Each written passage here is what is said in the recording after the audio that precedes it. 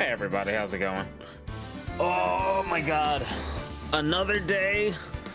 Another Ace Attorney stream. Oh, Quinby. Welcome, welcome.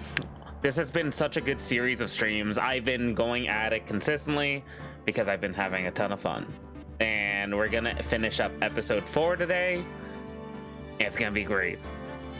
I'm like, maybe I'll finish before the end of midnight. We'll see. But I am excited. We got another Ace Attorney stream, and that just means I get to enjoy more of the story and the characters and everything. I have really been enjoying this game. So let's get started. Episode 4, Turnabout Goodbyes. Day 3 trial.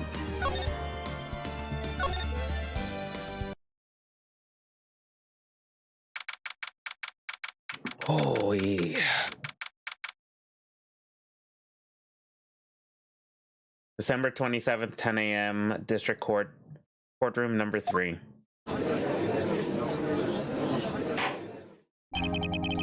Court's now in session for the trial of Miles Edgeworth. Defense is ready, Your Honor. Ooh, Karma's on edge. Very well. Apparently the prosecution's also ready. Who is the judge here, anyways? Mr. Von Karma, your opening statement. Well, no opening statement, so... Not so fast, Judge. I was taking a meaningful pause before speaking. Right, of course. A prediction. Today's trial will end 3 minutes from now.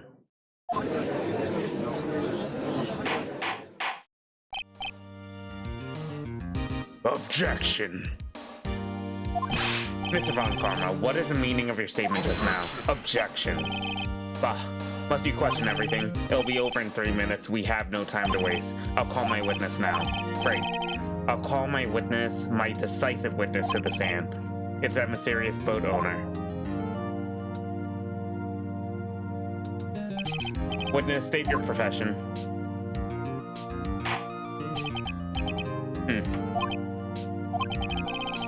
I'm the proprietor of the restaurant, The Wet Noodle at Gourd Lake. And I also rent boats. The night of the incident, you were in the boat rental shop, correct? Yep, I was. Please testify. Wait a second, we still haven't heard who this old guy is. Objection! Yeah, we gotta know. Wait a minute, the witness hasn't stated his name yet. Because I did not ask him, Mr. Wright. Ugh. I predicted this trial will end in 3 minutes. Judge is such an asshole. Stop asking trivial questions and cooperate. Yeah, right. Sorry, not Judge. Karma. Oh my god. Why do I keep calling him Judge? The witness will state his name.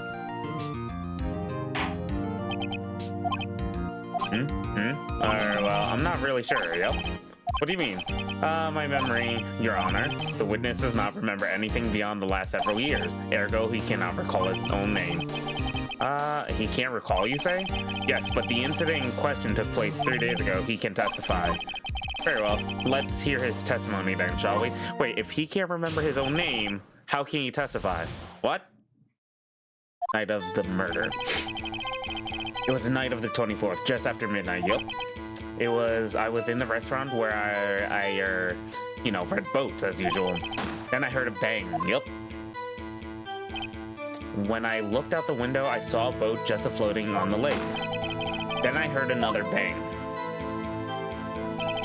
Just about then, the boat comes back to the shore and a man walks by my window. Huh, very well. I'd like to begin the cross-examination. No, I said there's gonna be 3 minutes. There's nothing to question in my witness's testimony. Ergo, no need for cross-examination. Besides, there's only 10 seconds left before our 3 minutes are up. Judge, your verdict now. Yes. Mr. Wright? You don't think I'm gonna cross-exam? What? What are you saying? Of course I'll cross-examine the witness. Very well, you may begin. Dude, karma.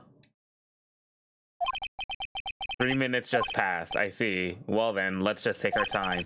You may cross-examine the witness. Dude, karma is like insane.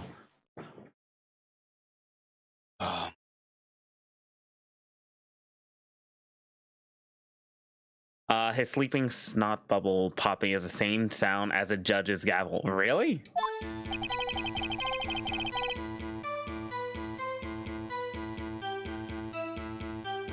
And yes, dude is pissed. It was the night of the 24th.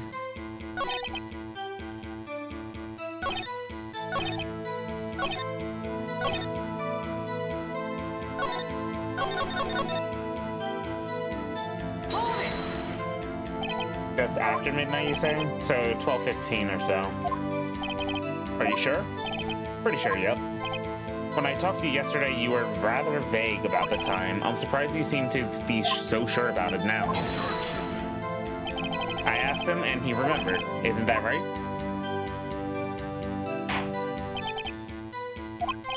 Don't glare at me like that. I remembered it clearly. I did, yep. See? Continue. I was in the restaurant where I rent boats as usual. Okay. Is there anyone who can verify that? Well, I guess Polly could. That's not good enough for a court of law, Mr. Wright. Exactly what's not good enough? Your Honor, this Polly's a parrot. A parrot? Don't be so hard on the girl, Keepy boy. Chief? The prosecution concedes that we cannot prove the witness was in the shop. Witness, please continue. Then I heard a bang. And where did the bang seem to come from? From the lake, I figure. Are you certain? Sorry. I feel like my keyboard's gonna actually follow me sometime soon. Yep. Good. Continue. When I looked out the window, I saw a boat just floating on the lake. Was there someone in the boat? It was pretty far out there. I couldn't see clearly, but I figured there was 2 men out there. Yep. But you couldn't see them clearly. Yep. At the time, that is. At the time? What's happening? We're in the next trial, noob. Also welcome. Then I heard another bang. So you heard 2 gunshots total. Yep. That's what Lotta said in her testimony yesterday. Just about then, the boat comes back to the shore and a man walks by my window. By your window? Yep, by my window. Right outside the window of my little shack. And could you see the man's face? Well, the fog was pretty darn thick, but he was right there in front of me. I saw him. That's a rather important detail. Please add it to your testimony. Tis. I have a bad feeling about this. The man was a defendant. He was saying, I can't believe he's dead. Are you sure? Uh-oh. Dad? Are you sure? Dead certain, Keith. He said, I can't believe he's dead as he was walking by too. Witness, are you sure that the person you saw was Miles Edgeworth? It was him, that Edgeworth boy. Is he dead? This sounds like decisive evidence indeed. I see no room for doubt. On karma, he lured me into cross-examining so he could set me up for a fall. Nick, I don't like the way things are going here. Everyone in the courtroom is glaring at us. Better act quick or this trial is going to be over. Your Honor, we proved in yesterday's trial that it could not have been Edgeworth who fired that gun. Mr. Wright, are you referring to the fingerprints from Edgeworth's right hand found on the gun? And a photograph showing a man firing with his left hand? Exactly. No. That is easily explainable. He could have wiped his print after he fired. You are ignoring the truth of the matter here. Everything in the witness's testimony is true. The judge is lost in thought. What should I do? Objection! Your Honor, this witness claims that Edgeworth said, "I can't believe he's dead," but his word is all we have. If he were telling a lie, Mr. Wright, in a court of law, the evidence tells all. Apparently, you have yet to realize even this basic fact. If you say his testimony is a lie, show us proof. Nick, do we have evidence? It's no good. Nothing I can do. Are you sure? Be honest, I don't know what to do anymore. Please. Can you hear me, sis? Please. We need your help. Nick needs you. 3 minutes was perhaps too high an expectation. However, 15 minutes isn't bad. This must be a new record. Enough, the witness may leave the stand. Oh, the court sees no reason to further prolong this trial, nor is there any need for more time to decide the case against the defendant. This case is extremely clear. I see no room for misinterpretation of the facts. What? No. This court finds the defendant, Mr. Miles Edgeworth. What? The accused will surrender to the court immediately to be held pending trial at a higher court within a month from today's date. That is all. The court is adjourned. What? Did I lose? Wait.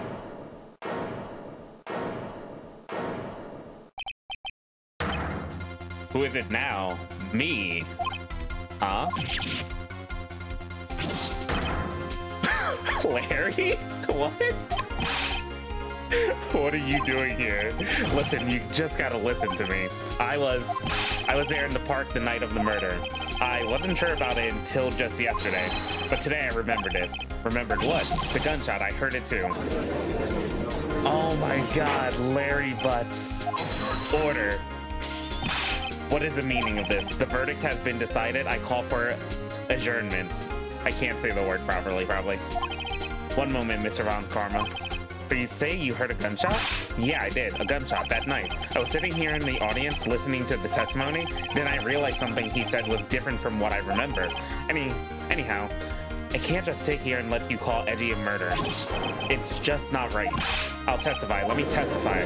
Dude. Oh, wow.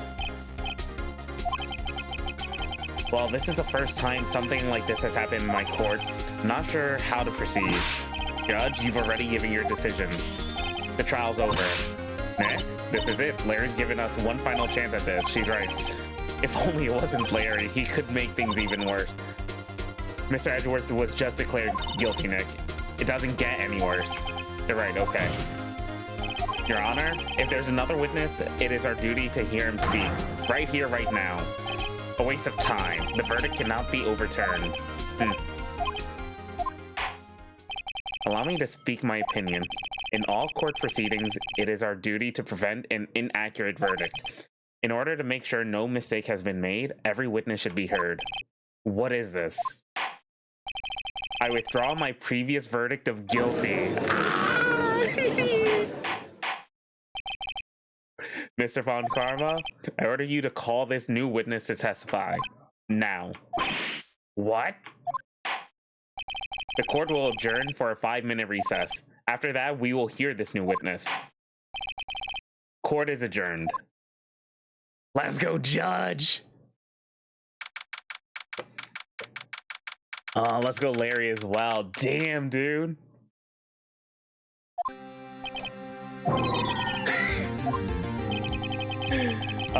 Sorry to keep you on the edge of your seat like that, Edgeworth. I've seen worse. Yeah, right, Edgeworth. You're sweating bullets. I just wonder what Larry plans to say in there. Larry was at the lake too that night? Yeah. He said he went looking for the steel samurai balloon that flew into the lake. Oh, right. And he found the balloon in the air tank that night? Yeah. Hey, Edgeworth. Huh? You say something, right? Yeah, a lot of things. You seem out of it. What's wrong? It's nothing. Mr. Edgeworth, there's something I've been meaning to ask you. What's that? Why did you pay my bail? Oh, why are your fingerprints on the murder weapon? Oh. More important question. When he fell into the lake, I went into a daze. I couldn't understand what had happened. I couldn't think straight. Then I saw the pistol lying on the floor of the boat in front of me. I picked it up without thinking. I didn't have a reason, really. I see. Right, yeah? This might be our chance. Our chance? Von Karma has only ever run perfect trials. Perfect trials. Perfectly prepared witnesses, perfectly completed evidence. That's the secret to success. This is the first time he's ever had to deal with something unexpected. He has to let someone he hasn't even talked to testify before the court. And that someone is Larry. What are you getting at? It's likely his testimony will be full of holes, right? That's right, Nick. No 10-minute trial this time. We'll milk this one for all it's worth. Hey, it was 15 minutes. 15. Everything's on Larry now. Let's go.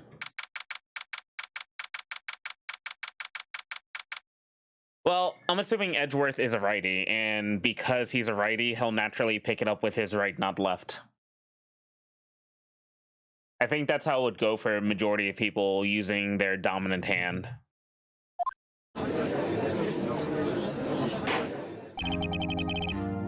The first final chance of the day. Court is now back in session. Witness, please testify to the court about everything that you saw on the night of December 24th. Right? Leave it to me. Please, Larry, don't mess this one up. I hate to admit it, but you're our last chance. Von Karma didn't even have time to prep his witness. I just hope Edgeworth is right about this being our big break. The first of many final chances, I'm sure. Yeah. The night of the murder. That night I was out in a boat on the lake. I was looking for something and I found it. So I quietly slipped the boat back in at the rental shop deck. Then just as I was thinking about going home, I heard this bang. I looked out over the lake, but I didn't see a boat. So after I heard that single gunshot, I went home. That was an unusually vague testimony even for this court. In any case, Mr. Wright, you may begin your cross-examination. Yes, Your Honor. What's wrong, Nick? It's Larry. I have no idea what he's going to say if I press him. I'm a little scared. Well, we've come this far. There's no way to go but forward, Nick. This is interesting because I can't tell if he's just lying or just being a complete doofus. Like,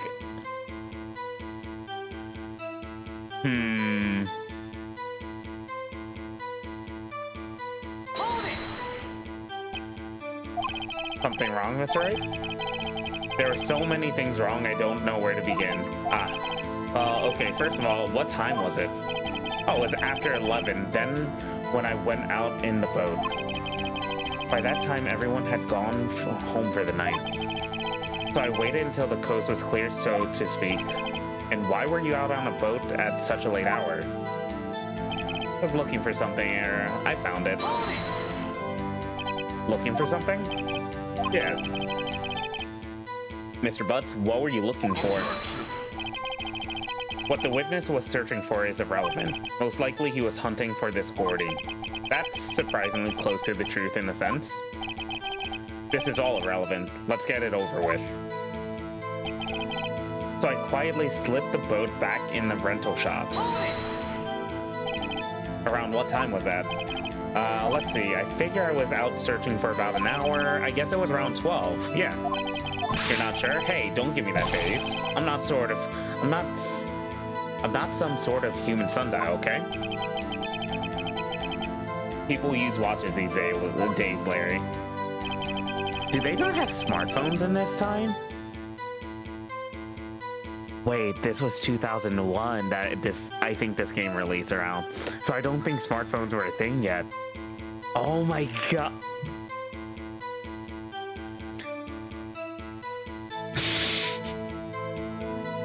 This game shows its age so hard. There were still phones and there were still clocks on phones, so he could have had that. Where did the sound come from? Yeah, well, I wasn't too sure about that. I looked around, you know.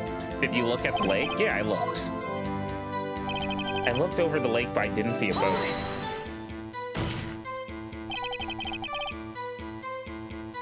He probably does have a flip phone. Wasn't there a boat on the lake? Actually, flip phones could have been super expensive, and Phoenix maybe could have afforded one. I don't know. Order. Well, Mr. Butts, whoa. Everybody just calm down, okay? I mean, it was real foggy that night. I'm not sure whether there was a boat out there or not. Oh, okay, no problem. That's just, you know, like, the most important part of this case. So after a single gunshot, I went home. So you only heard one bang, correct? Yeah. Huh. Well, Nick, it was a pretty wishy-washy testimony, wasn't it? Wishy-washy testimony. I guess I should just start working on the contradiction. Sorry, I wish I could be more helpful. I wish I could call my sister.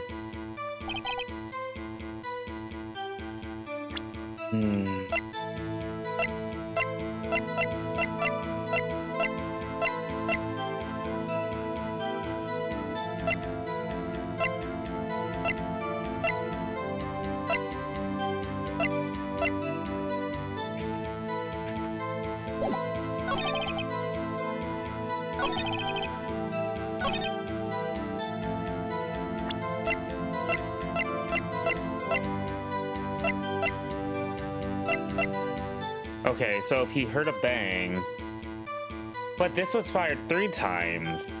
People said they only heard it 2 times.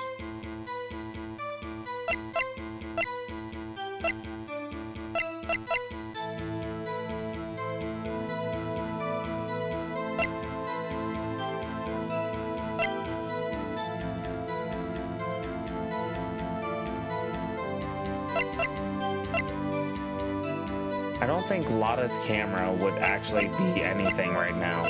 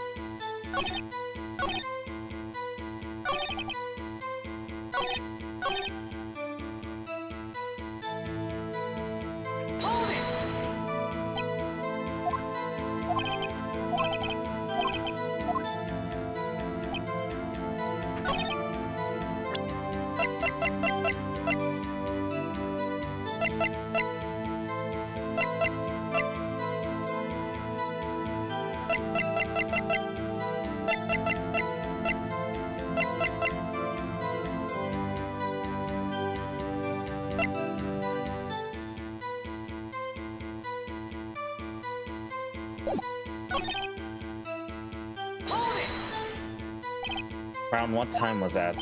Let's see, I figure I was out searching for about an hour. I guess it was around 12, yeah. I'm not sure.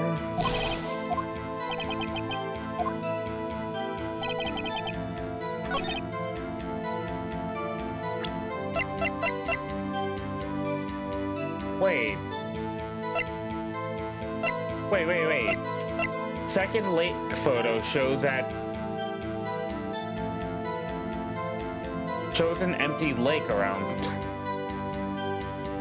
So this shows 11:50. This would be around Larry, so it would show an empty lake, right? Damn it.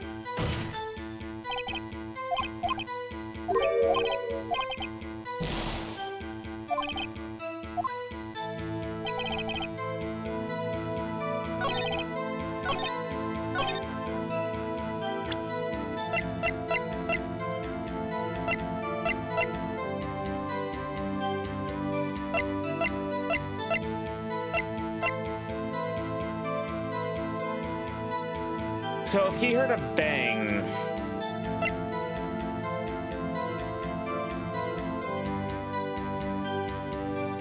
after midnight, so there was 3.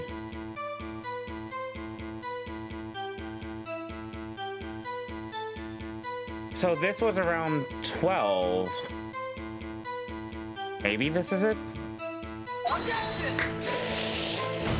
Yeah.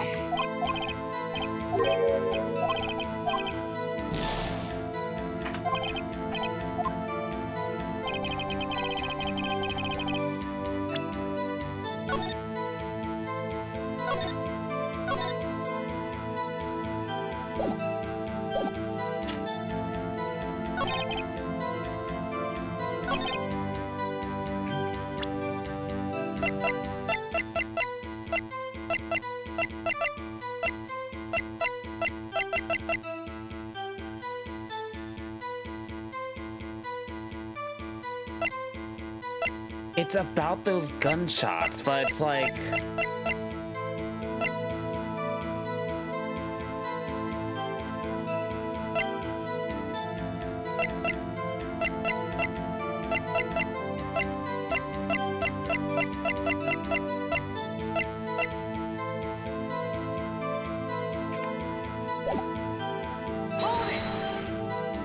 So you only heard one bang, correct? Yeah.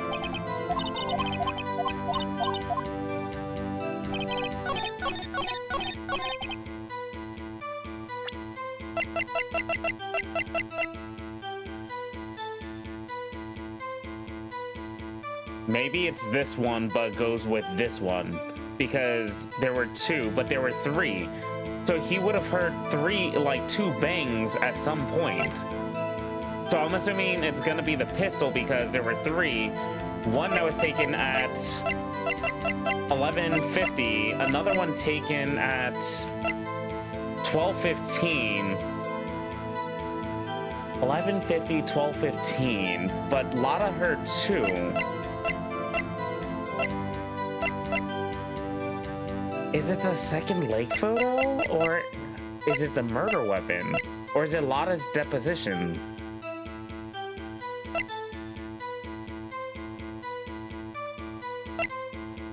Let's try this with this one. Let's go. Wait a second, Larry. What? You only heard one bang, you're sure? That's what I said. But Miss Lotta Hart testified yesterday that she heard two bangs, and the old man just now said the same thing. They both heard two gunshots that night. Huh? Were you even listening? Were you paying attention at all to what they said? Yo, Nick, please. Huh? You know, something's been bothering me. I'm a witness, see? I'm like a customer here. So you gotta treat me nice and stuff, okay? Mr. Butts? What?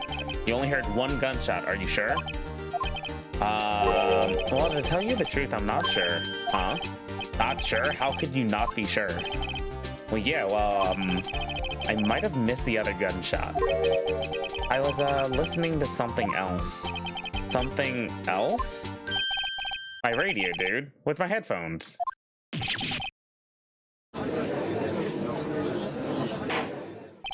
Order, and stop that booing. Mr. Butts. You were listening to your radio with your headphones? Yeah, so what? That a crime? I listen to my radio. Everyone listens to radio. What's the big deal? No one listens to radio around this. Or around this time. Wait, no. Well, first of all, hold on. This game came out in 2001. The time of this game is 2016. Smartphones exist. Or did they not think smartphones would exist? And second of all, radio still exists in 2016. I mean, I guess it still lives, so I can't really say much. Mr.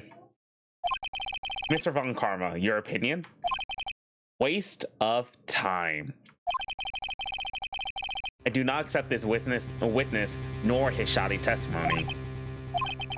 Well, Mr. Wright, should he continue the testimony? Yeah, absolutely. Please allow the witness to continue his testimony. Ah, nothing's more pitiful than a lawyer who doesn't know when he's lost. Very well, Mr. Butts. Please give your testimony and be sure to include details like your radio. Right. Leave it to me. I wouldn't if there were any other way out of this, believe me. Damn. What Larry heard. They they thought spirit mediums would exist.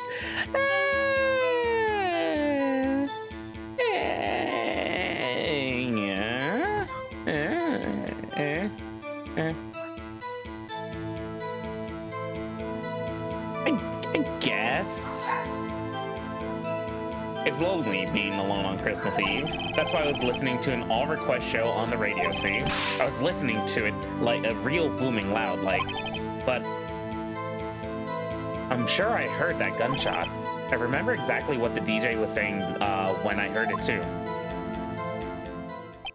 You were listening to your radio at a high volume? Yeah, what's the big problem? Can't a man listen to his radio in peace? Isn't this a free country? I truly believe Larry has no idea what the problem here is. Judge, can you believe a word this witness says? What he heard was probably nothing more than a drum beat from the radio. True enough, it is difficult to believe this testimony. Wait, Your Honor.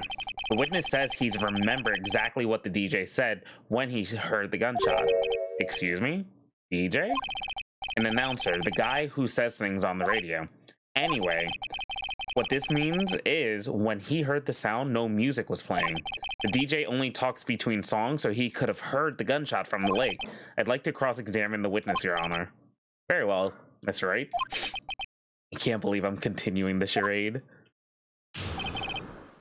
I don't remember if they ever show a smartphone in later games. Maybe they do.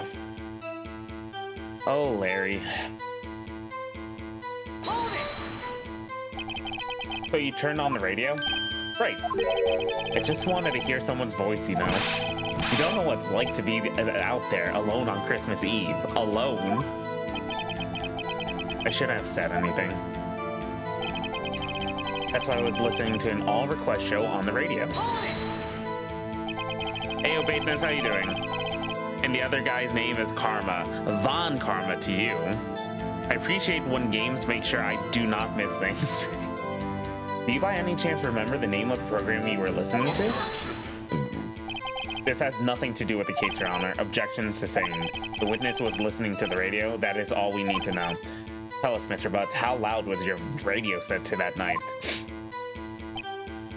I was listening to it like real booming loud, like... Real booming loud? Yeah, you know. And you had headphones on. Wait a second. If he was listening on the lake, was he there at 11:50 when basically it was no, it would have shown somebody.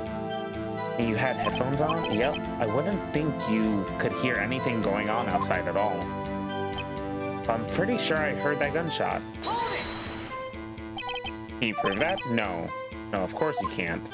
Nah, I can't prove it. But I remember that moment real clear. I mean, while I was talking about it, it came back real clear to me, you know? I also listen to music loud booming like... Yeah, same. Actually, I really do. It's actually an issue. Oy. Doom, doom, doom, doom, doom.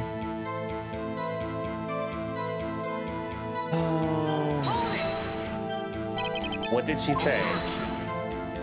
That's irrelevant, Miss Wright. Please cease these pointless questions. What possible good could knowing what a radio DJ said to us? Indeed, Mr. Von Karma has a point. I'll allow the question only if you see some reason why we should care. We should care. Of course we should. Why? Well, how do you know if we don't ask? Fine, very well. Mr. Butts, please testify to the court. What was the radio announcer saying when you heard the gunshot? Just when she said, hey, it's almost Christmas, I heard the gunshot. Are you sure? Of course I am. She had this real sexy voice. Huh. Maybe Von Karma was right. I'm not sure how that helped us at all. This is the most ludicrous testimony I've ever heard, but there's one gleaming ray of hope in here. I've got to press until we get to the bottom of what happened.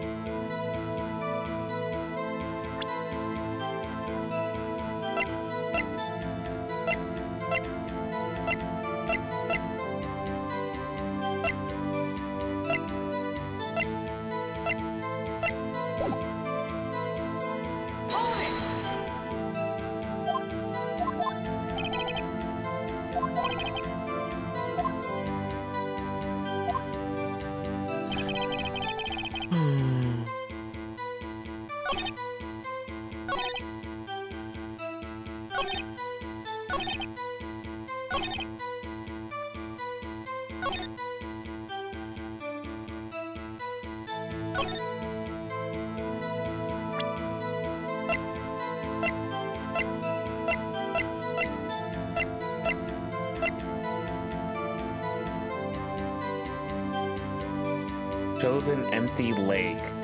Taken automatically on 12/24 at 11:50.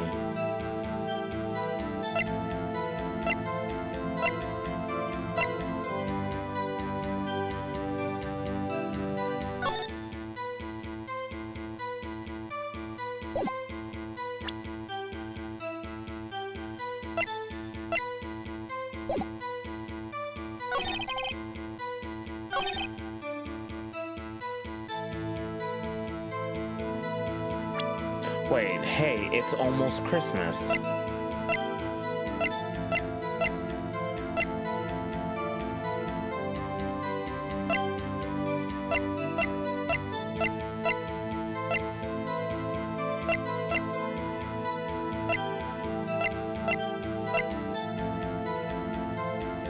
Maybe the empty lake would state this.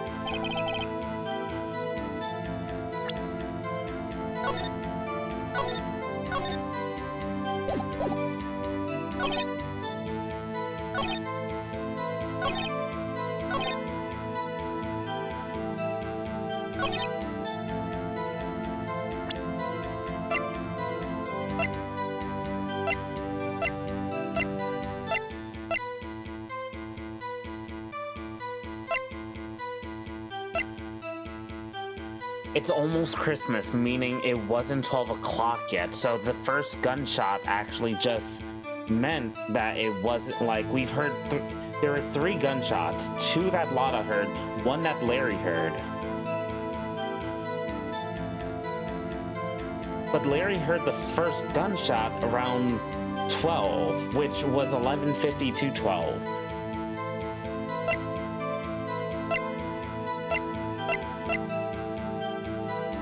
I want to say this would be just after midnight, but no, this states that it was just after midnight.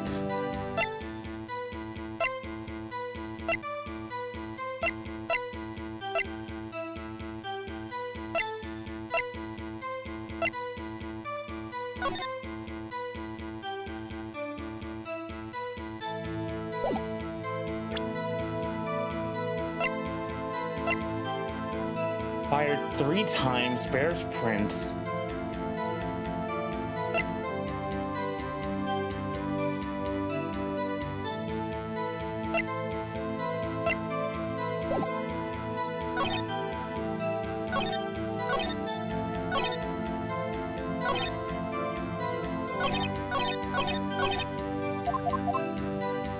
I have 2 guesses.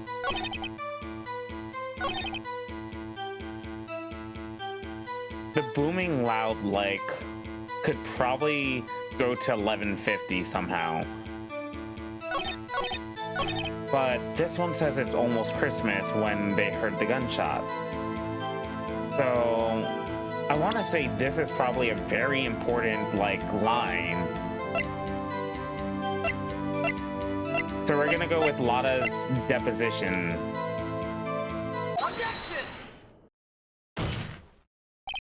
Larry, are you absolutely sure what you're saying is correct?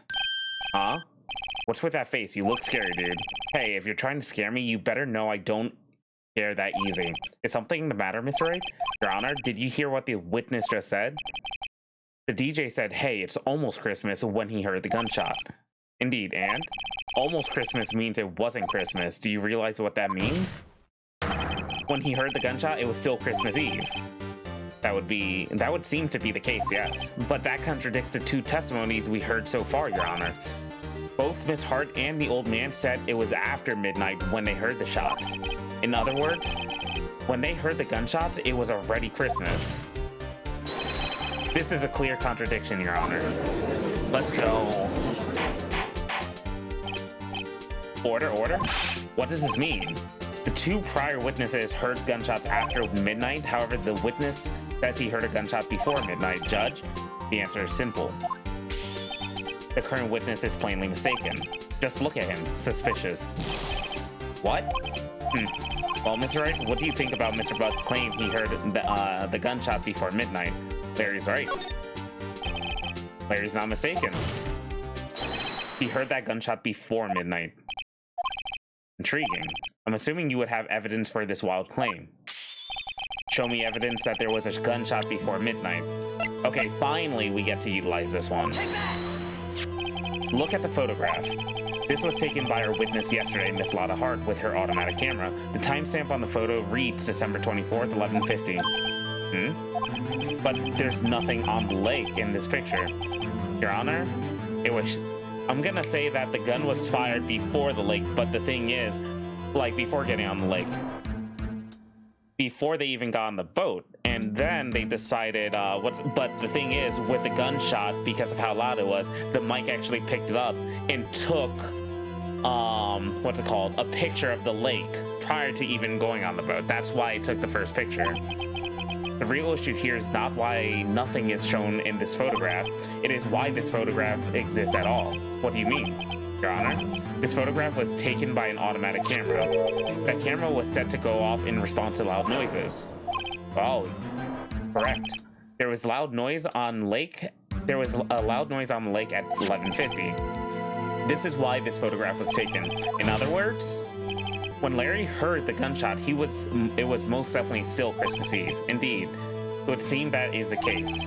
Then where does that leave us? Miss Hart testified that she heard the gunshots after midnight. Are you claiming she was mistaken? Not at all, Your Honor.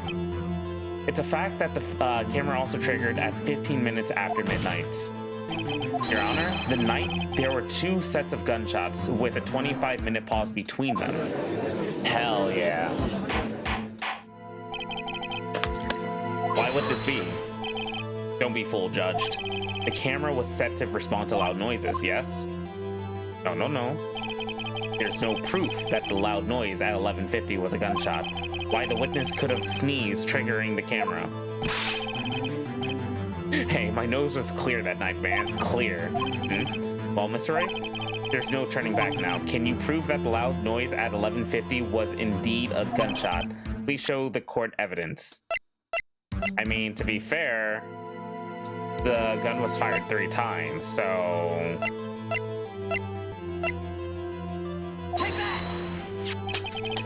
This is my evidence. The murder weapon? Something about this pistol was bothering me, Your Honor. Both of the witnesses who testified yesterday heard 2 gunshots. However, the murder weapon was fired 3 times. When then was the last shot fired?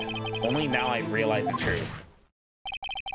That 3rd shot was a shot Larry heard just before midnight. Let's go. Order? That would make sense of the evidence we've seen so far. However, this leaves me wondering exactly what happened that night. Exactly. If this is true, there are 2 sets of gunshots separated by 25 minutes. One at 11:50, another at 15 minutes after midnight. Why, I ask you, why? Uh-oh, I'd better think of something quick. Wait a second, gunshots separated by 25 minutes? What's wrong, Nick? I have it. Huh? Remember the case with the Steel Samurai? Huh? Yeah, of course I remember. The murderer in this case had the same idea as the murderer in that case. What do you mean? Maya? Yes. If we don't figure this out now, we'll never overturn Edgeworth's guilty verdict. I've got a hunch, and I'm gonna run with it. Right, I mean, is this safe? Safe? We've already gotten a guilty verdict. We have nothing to lose. You just watch and let me know if I say anything that sounds fishy, okay? Right, Nick. Your Honor? Yes, Mr. Wright. The testimony just now has cleared up this entire case. What do you mean, Mr. Wright? Tisk. So you finally realize the truth. There can be no other murderer here than Miles Edgeworth himself. Wrong, Von Karma. A man was shot that night, but it wasn't Edgeworth who did the shooting. Listen, rookie, take a deep breath and consider the facts. At the time of the murder, 1 boat was on that lake. This was shown by the witness's photograph. The defendant, Edgeworth, and the victim, Robert Hammond, were on the boat.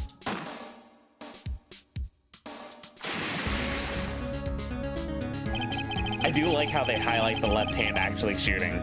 There was a gunshot fired on that boat, and Robert Hammond fell in the lake. The distance of the shooting was 1 meter. It couldn't have been suicide. Well, the guilty party has to be the other man on that boat. I admit, it's hard to imagine any other possibility, yes. But this assumes that the victim was shot at 15 minutes after midnight. Did he shoot himself prior? What do you mean by that, Mr. Wright? We have photographic evidence of the time of the shooting. The timestamp on the photo says 0:15. But Larry heard a gunshot 25 minutes before that. Yo, he shot himself before? Wait, who, or did somebody shoot him prior? Did he set him up? Robert Hammond was killed then, 25 minutes before the shot on the lake. That's the only way that Edgeworth could be innocent. Mr. Wright, are you quite mad? Explain who the two men on the boat are. It's both of them still, though. Miles Edgeworth and Robert Hammond. Yes, I believe you are mad. That is exactly what I've been telling the court this whole time. You're agreeing with me, and yet what did you just say? That Robert Hammond had been killed 25 minutes before the shot on the boat. Yes, that's what I said. I was just testing you, Von Karma. Mr. Wright, your client has already been declared guilty once. I'm going to have to penalize you for this foolishness.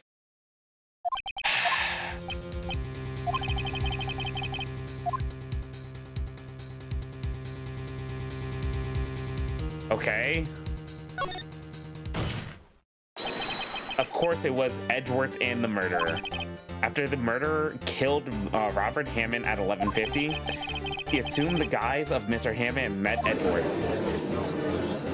What?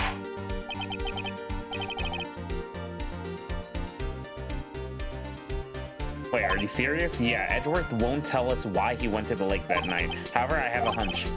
That night, Robert Hammond called Edgeworth to the lake. Now, Edgeworth didn't know Robert Hammond's face that well.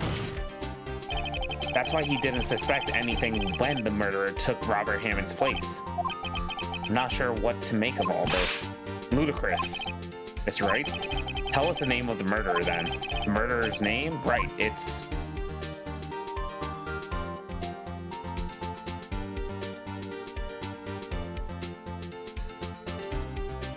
I don't know. Actually, I don't know the murderer's name. You don't know? Ah, again, you waste my time. I don't know because he never told us. The murderer is the caretaker of the boat shop. That old man. What? At 11:50, he was the one who killed Robert Hammond. The caretaker of the boat shop? Where did he do this?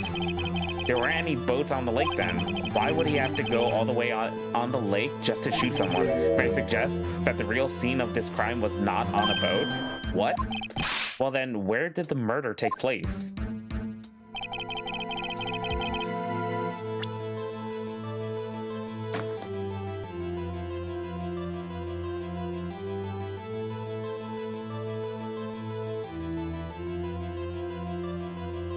This is Lotta.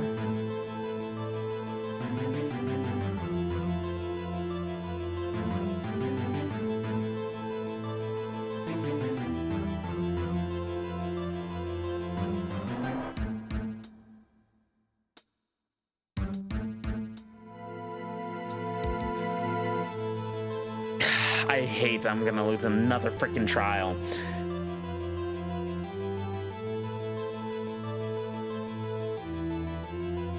Hey, where did it take place?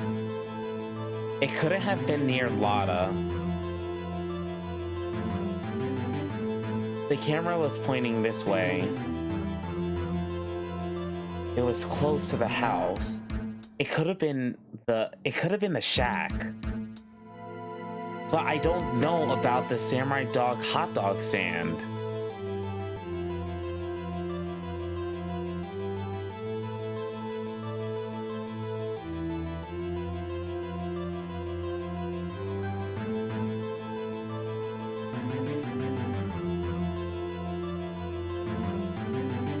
So I don't think it was a hot dog stand, and it's not where Lotta's car was. It could have been in the back of the forest, but the best place, like, I guess the caretaker would just do it in the house. Take that! Here, of course, the boat shop where he lives. That way he could meet with the victim without anyone seeing. You have proof that the boat shop was the scene of the crime? Recall Larry's testimony, if you will.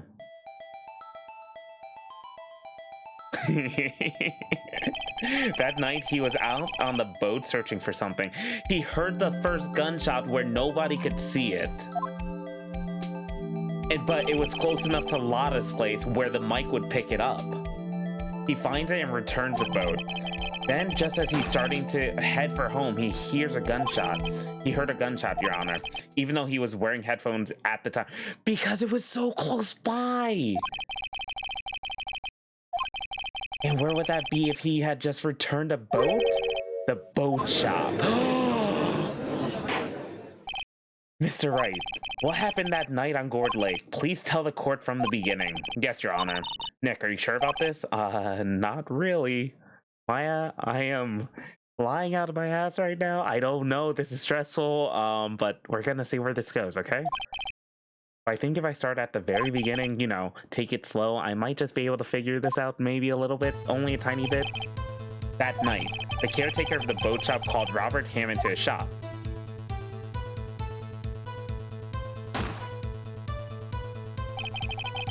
Maya, now is not the time to ask to know if what I'm doing. To ask if I know what I'm doing. This was around 11:15. That was when the gunshot that Larry heard was fired. After that, the caretaker put on Robert Hammond's coat. He became Robert Hammond. That's why no one saw the first gunshot or heard it besides Larry, because it was inside a house, I think. Then he got on the boat with Edgeworth and went out into the middle of the lake. Then who fired the pistol on the boat, Mr. Wright? It was the caretaker. He shot it into the lake. Of course, it was the murderer who shot the pistol. He shot twice, both Miss Edgeworth on purpose. Wait a minute, yes? Why would he shoot twice if he didn't mean to hit anyone? Details. Know this, Mr. Wright. The moment you run out of explanations is the moment you lose. Yes, I know, I literally only have 1 health. Tell us why the murderer had to fire twice. To create a witness. I believe he shot twice to create a witness, Your Honor. Create a witness? The murderer lifts his pistol and fires 1 shot. That ensures that anyone who heard the shot would look at the lake. Indeed, Miss Hart did exactly that after hearing the first gunshot. Next, the murderer waits a bit and he fires again. Then, he dives into the lake. The murderer jumps from the boat himself, leaving the pistol in the boat behind him. I see. To someone looking from the edge of the lake, it would appear that one of the men on the boat had shot the other. The murderer didn't know about the automatic camera, of course. That's why he shot twice to draw attention to the boat. Once you realize that, everything else falls into place. The boat shop caretaker swam back to his shop. Then he put Mr. Hammond's wet coat back on the body, and he threw the body into the lake. This is what happened, Your Honor. These are the events that transpired that night on Gourd Lake. Phoenix, you're a freaking genius. Bailiff, bring out the witness from before. The boat shop caretaker, quickly.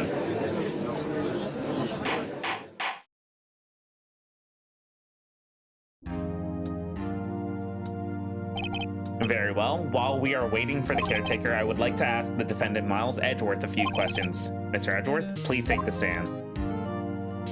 Oh, this is getting spicy. Mr. Edgeworth, you heard what the defense has said, yes? Well, why did you go to the lake that night? What Wright had said was mostly correct, astonishingly so, actually. Yes. Several days ago, I received a letter. The letter was signed Robert Hammond. He asked me to come to the boat shop by the lake at midnight on Christmas Eve. He said he had something very important to discuss with me. Something important? I'm sorry, I can't say what it was. Your Honor, sir? Bailiff. We are conducting a trial here. I ask that you remain quiet. The witness has disappeared. He isn't at the boat shop either. Oh my god, dude. Are you serious? What should I do? Find him quickly. We cannot allow him to get away.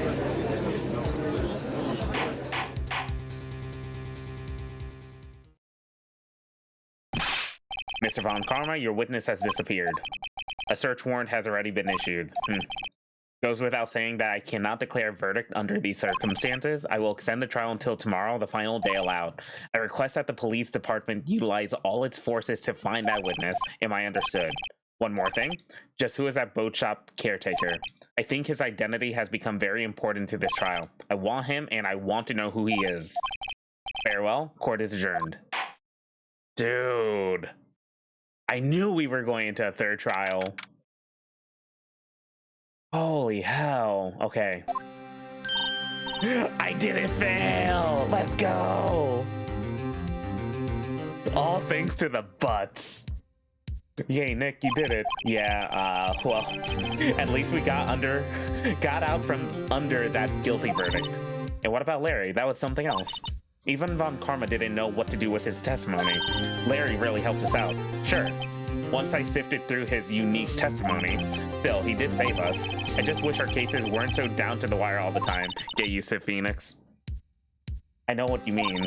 Sometimes I feel like it's us on trial instead of our clients. Hey, Edgeworth. Mr. Edgeworth? Did you say something? Don't look so pained. I mean, it looks like you're probably going to get off the hook. You could try to smile just a little. Relax. I'm sorry, but I fear it's not over for me yet. What do you mean? Right? There's something that's been troubling me for a long time now. I don't know whether or not to tell you. Edgeworth? No, there's so little time left. I want to tell you to get it off my chest, but can't make up my mind. What's this about, Edgeworth? It's a nightmare I've had. A memory of a crime that I committed. A crime you committed? A memory of a murder. It wasn't your crime, though. To be continued. Dun dun dun! Oh, that was such a good episode. That was such a good chapter.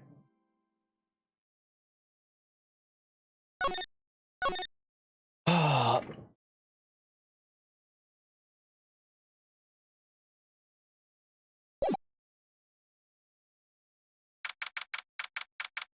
11, Wright and Co. Law Office.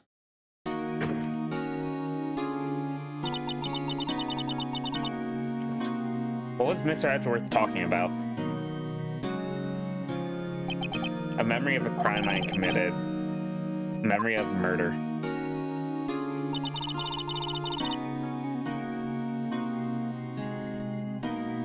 My references are lazy and I should feel lazy? Oh, wait, what are you talking about, Bateness?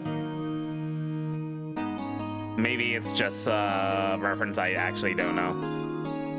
Do you really think Mr. Edgeworth killed? I don't believe it, not Edgeworth.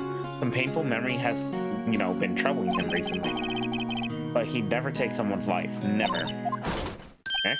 Yo, how's everyone doing? What do you think of my performance today? I had him swooning in the aisles, huh, Maya? Swooning? Me? Oh, yeah, I do remember feeling things. Right on. Tell me the truth. It was like love at first sight, right? Right, Nick? Huh? Me? My heart kind of skipped a beat or two, but you had me worried. I think you can do better than that. Come on. I save Edgeworth in there, dude. Edgy. You guys should be bowing before me. Yeah, bow before your hero.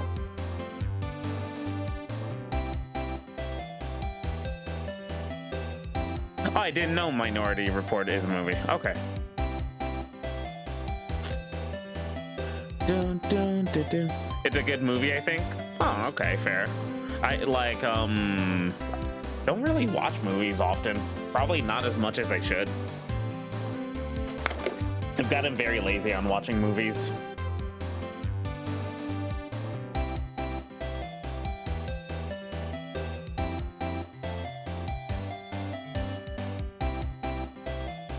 like the movie. Same thing as Lotta. Well, I think this is just a general theme, not a Lotta specific theme. Dun, dun, dun, dun, dun, dun, dun, dun. Dun, dun, dun, dun, dun, dun, dun, dun, dun, dun, dun. It's a sci-fi movie where they arrest people for crimes before they commit them. Ooh, that's kind of neat. Nah, they're clearly the same person. Lot of butts.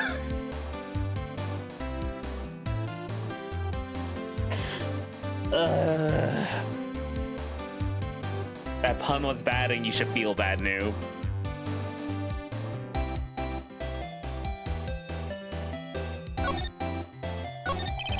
Larry, you really helped out in the trial today. You did. If you weren't there, Larry, I'm sure Mr. Edgeworth would have been found guilty. But seriously, Nick, that boat shop caretaker guy is pretty suspicious, but Edgy ain't off the hook yet. Way to spoil the mood, Larry. Hey, I'm just a guy sitting in the audience, you know? But from where I was sitting, Edgy seemed pretty edgy. I mean, can you really know he's telling the truth about that night? Nick? I don't know. But what I do know is I'm gonna believe in you two until the end. Us two? Edgeworth and who else? You mean me, right? Nah, he means me, right, Nick? Yeah, you, Larry. Not me? But why you, Larry? Huh? Actually, yeah, why me, Nick? Enough with the silent treatment. Poor Maya. The bromance is real. Nick, why do you trust Mr. Edgeworth so much? I mean, he's changed recently, true. But when we first met him, he was kind of a jerk, don't you think? You didn't know him back then. Back when he wanted to become a defense attorney. Wait, was that when you two were classmates? Yeah, in grade school. They saved me. Miles and Larry. They saved me and I'll never forget it. That's why I became a defense attorney, you know? What? Hey, Larry, what's he talking about? Huh? Sorry, I kind of forgot. Okay, Nick, out with it. I'm going to hear the story today, and that's final. Okay. Kind of a long story, so hang in there. It was the very end of 3rd grade. I was on trial, a class trial. A class trial? Oh, wait, we're actually going to listen? You remember, Larry, spring end of 3rd grade? A kid in our class got his lunch money stolen. Lunch money? Our school was really small. Every month, kids would bring in an envelope with money for lunch from home. I see. Anyways, this kid's envelope disappeared with $38 still inside. Oh, now that you mention it, yeah, I do remember that. I can see why you forget, though. You were out of school that day. Anyway, the envelope had been stolen during PE class. I was coming down with a cold, so I skipped PE that day. I was the only one not in class. So they thought you did it? Yeah. The kids in trial said I should be put on trial. The kids in class said I should be put on trial. Trial? So the next day, we held a classroom with me as a defendant. I didn't do it. Guilty, he did it. Guilty, give the money back. You're such a meanie, just admit it. You can't hide the truth, tell us the truth. We're not gonna play with you anymore. Yeah, no borrowing the eraser. He shouldn't be allowed the relay lays or on the committee. Give me back my 50 cents I loaned you. Hey, did you rob me that one day? Rob the bank one day? I don't know. Now, Phoenix, you know you shouldn't steal people's money. It's not right. In the end, even the teacher thought I'd done it. Go over and apologize, Phoenix.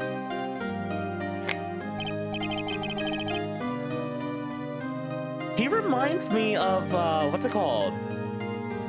Is it the dude from Rival Schools? I mean, it's a Capcom game, but... Batsu? I was so sad I couldn't stop crying. Everyone was staring at me like I'd done it. I tried to apologize. I went to where the boy whose money had been stolen was sitting. That's when it happened. Objection. You shouldn't have to apologize. The only thing that belongs in the trial is evidence. Anything else has no place. You should all be ashamed, amateurs. Miles?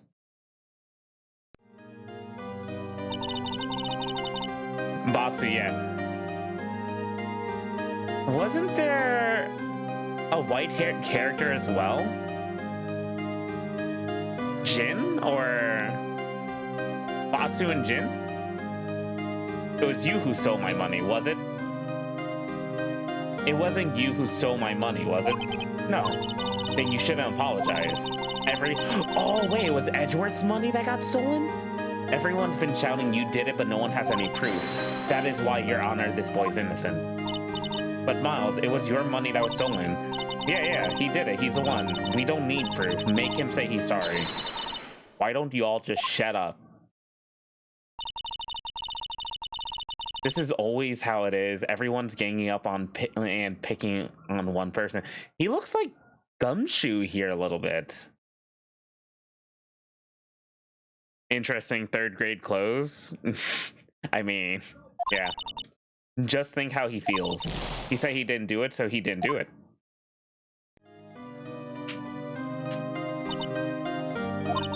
Very well.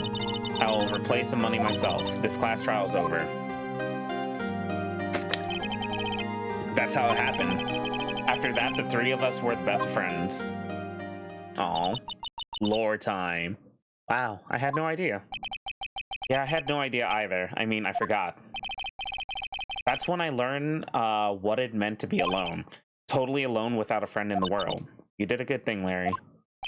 Yeah, well, I was just lucky that I took the day off from school. If I'd been there, they would have thought I'd done it for Larry.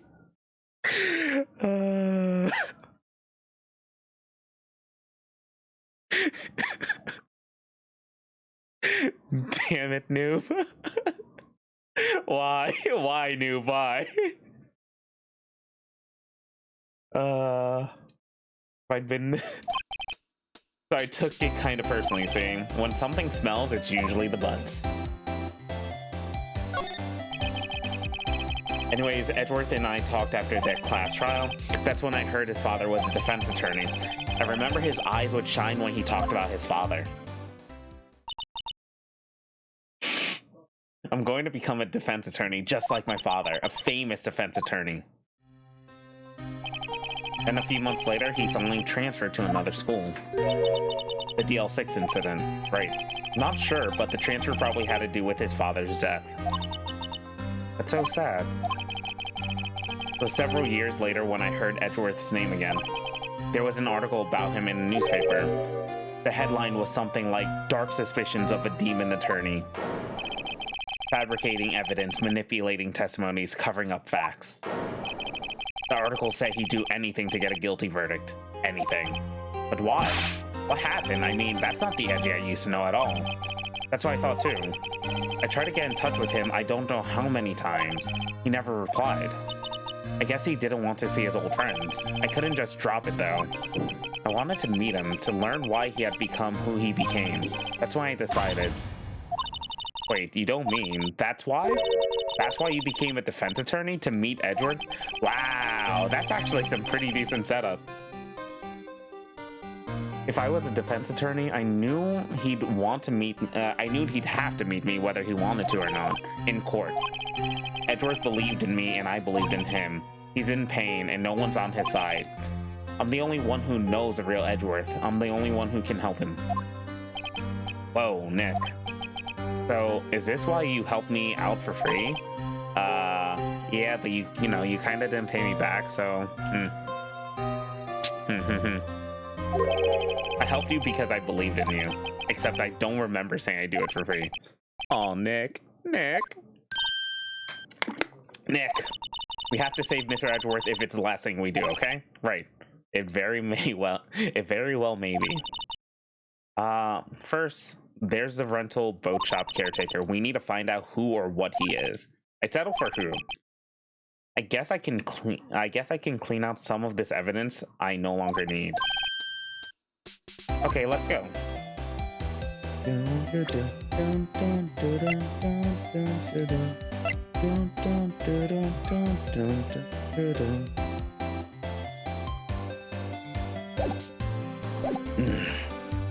If it smells, it's usually the butts.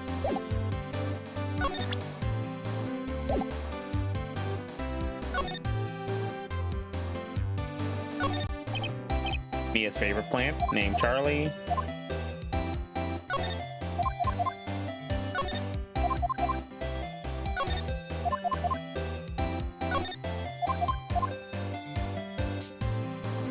DL6 sounds like DLC. I predict this case will end in 3 hours.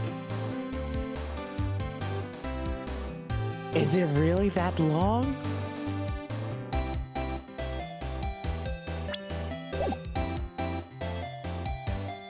Well, strap in, everybody. We're gonna be here until the end.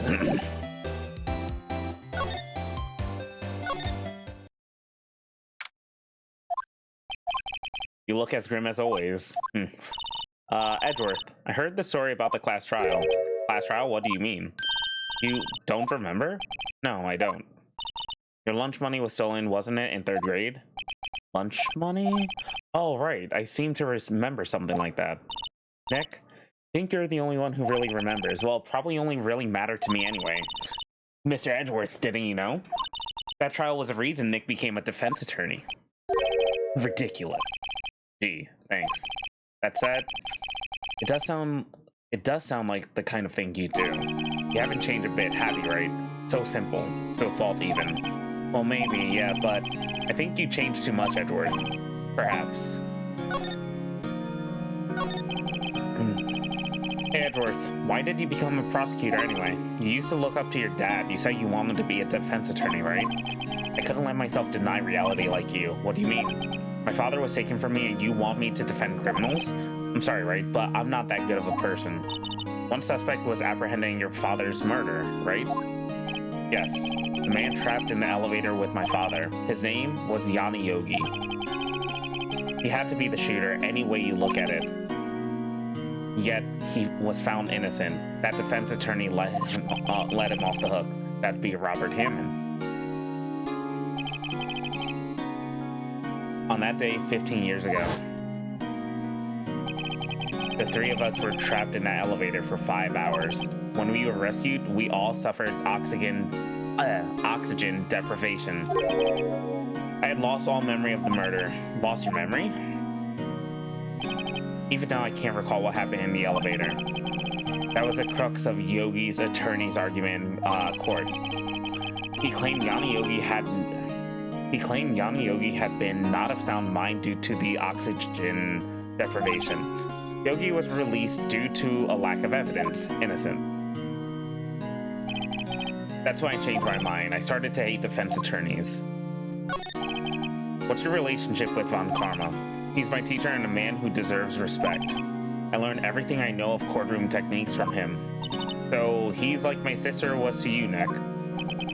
He's a perfectionist in all things. In court, in his personal life, he is obsessed with doing everything perfectly.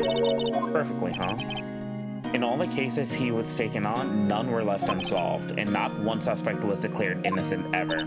But that's... yeah, I know. It's possible some of the suspects were indeed innocent. However, it is impossible for us to accurately determine that in every case. All Von Karma does is his job, to find the suspect guilty perfectly. In any case, it's nigh well impossible to find a weakness in him. Should a weakness appear, he would do everything in his power to make it go away. Edgeworth? If that's what if what you're saying is true, you're headed for a guilty sentence. He's right. Now's no time to praise the enemy, Mr. Edgeworth. It's a strange situation in which I find myself, I admit. Wait, is this Edgeworth's scene?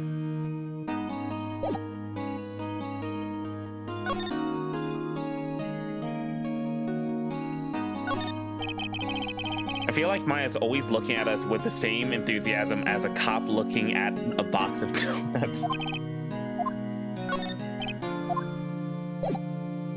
Well, Maya does love her food. Yeah, Quinby, what does Edgeworth's mean?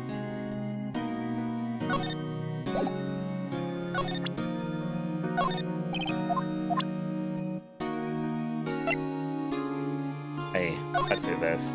Nick? No? That's a photo of his father. Don't show him that. You're right. Now it's probably not a good time to dredge up those memories. What is it? Nothing. Yeah, that would have been a horrible thing for me to do.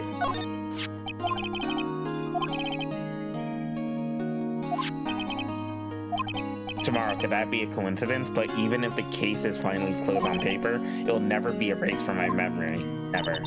Or Mr. Edgeworth. I'm sorry. I'm not sure. Edgeworth has a specific theme, at least in this game. I just like the song a lot. Okay, fair.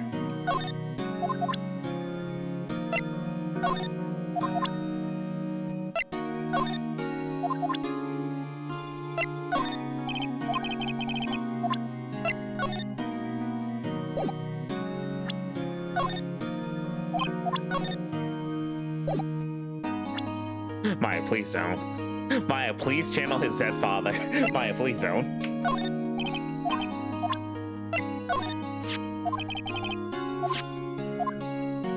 You know, I was impressed by your deduction in the trial today. Granted, you were at the end of your rope, but still. Nick? He noticed. Maya's smug face is something I'll never be tired of, honestly.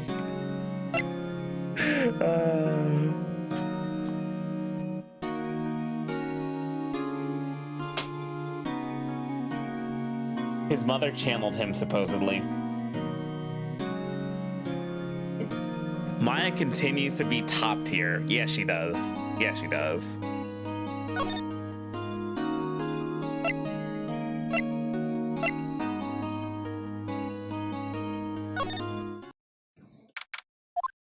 Oh, he's out again. When does he work anyways? Now, don't be harsh. I guess we'll come back later.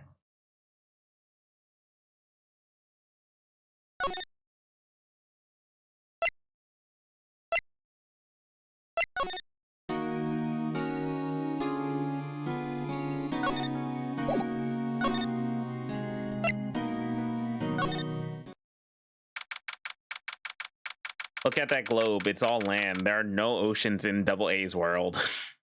To be fair, while you're working a case, there's a 95% chance the Wright's office are empty too. True. Very true. Looks like Gumshoe hasn't gotten back yet. Gumshoe? He won't be coming back today. Oh, really? He said there was some guy he had to arrest by tomorrow. The boat shop caretaker. He shouted something about catching him if it's the last thing I do, pal. Good luck, Gumshoe.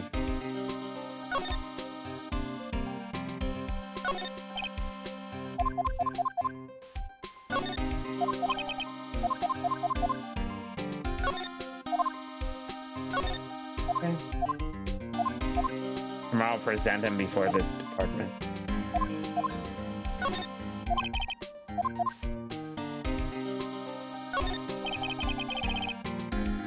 That must be one of the detectives. He's mumbling something to himself. Please, think about what you're doing, Jolinda.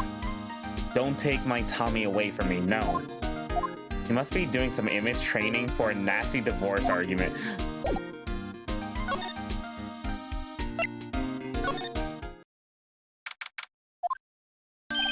Oh, Gumshoe. Hey, yo.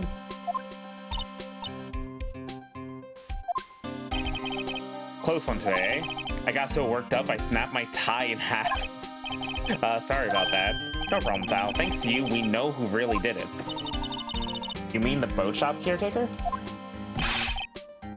Look, I'll make you a promise. I'll have that scoundrel in my custody by trial time tomorrow. Come what may. It's my duty to you as a police officer. Now I'm off to catch me a criminal. Detective Gumshoe is really active today. Oh, one other thing. No one can go into the woods today. The woods? Where Lotta was camping?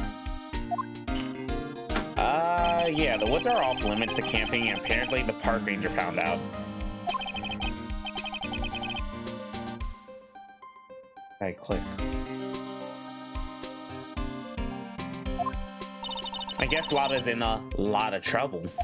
Anyway, I'll be seeing you tomorrow. Maya, please don't.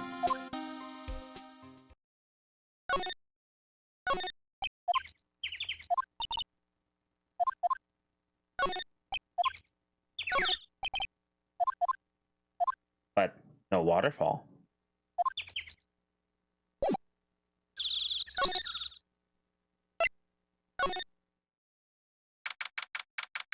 Damn it, I was about to make that joke, Maya. Huh? The steel eyesore is missing? Eyesore? Looks like the hot dog stand is closed soon. I guess Larry's too busy worrying about Mr. Edgeworth to show up for work. Oh, I'm actually surprised Larry didn't come with us. I guess it's only Maya that will always come with us. I guess Larry has today off. He's pretty happy about saving Mr. Edgeworth. True, we own big. True. No one's gonna sit here today on a cold day like this. Well, unless they were eating a samurai dog. How would that change the temperature, I wonder? You seem troubled, Nick. No, who, me? Not at all, Maya, don't worry. Only one companion allowed in this game. A trash can with no trash. At least the place is well maintained.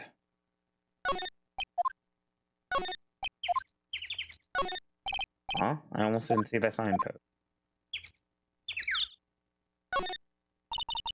Like, sure likes to cause problems, doesn't it? I mean, everything that happened here turned out to be a lie. 40 was a lie, and the charges against Mr. Edgeworth were all lies. I guess you're right. I mean, I'm glad the charges were all lies, but still.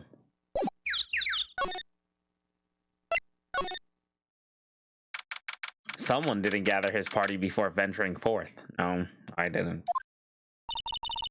That old caretaker got away. Yep. Never imagined he would be the real murderer. I'd know that clearing of the throat anywhere. Oh, Grossberg. Haha, hello. What might you be doing here? Up for a walk, Ah, the days of my youth. Like the scent of fresh lemon, you see. Mr. Grossberg, this is no time for idle reminiscing. Mr. Edgeworth's trial ends tomorrow.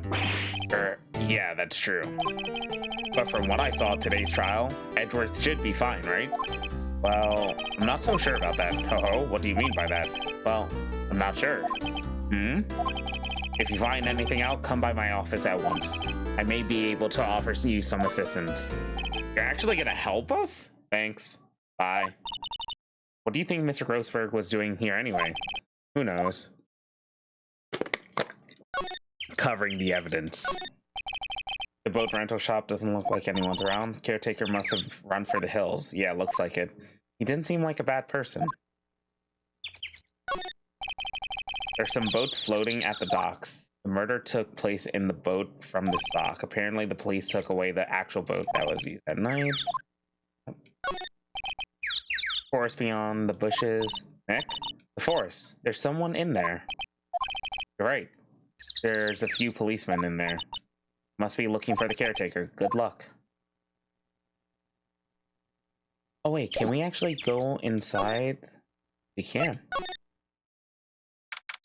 Oh no, I forgot the numbers. Wasn't it like 1226?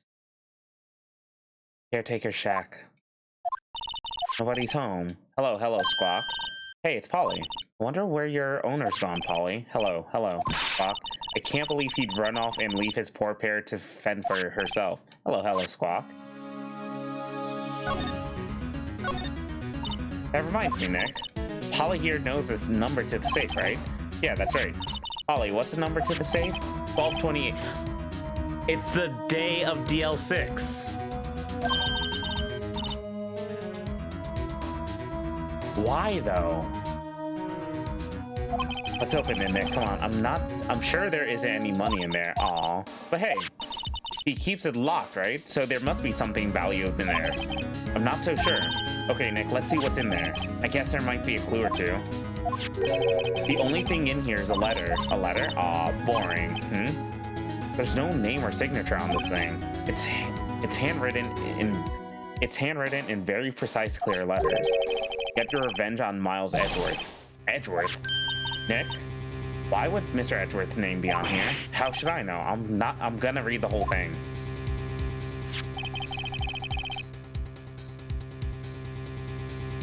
Get your revenge on Edgeworth. It also says this is your last chance. Now's the time to get revenge on the two men who ruined your life.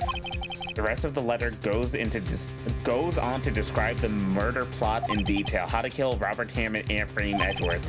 Calling Edgeworth out to the lake, getting on the boat, firing twice. Exactly what I figured out today in court. It's all here in perfect detail. Wait, did Karma do that letter? What do you think it means, Nick? I don't know, but it looks like these are instructions for that caretaker. When he killed Robert Hammond and called out Edgeworth, he was following instructions. But who could have written that letter? And what does it mean to get revenge on Miles Edgeworth? Look, I don't know, okay? But one thing's for certain, this letter is an amazing clue.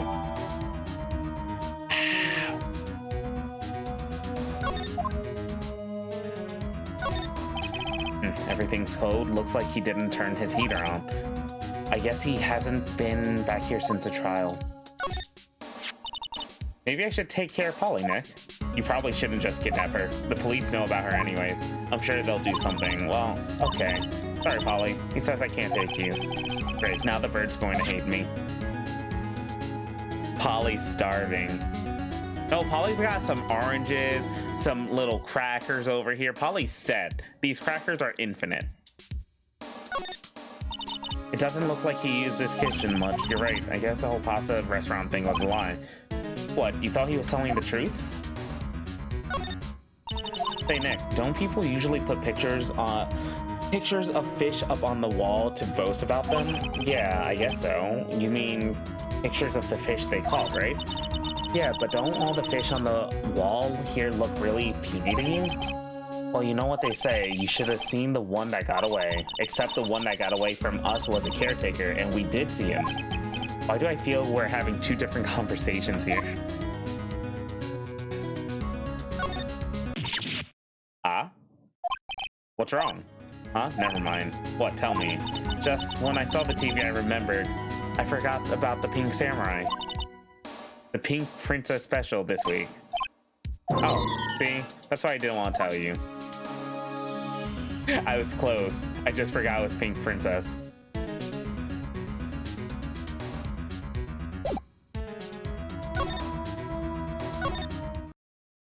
Sorry, Maya.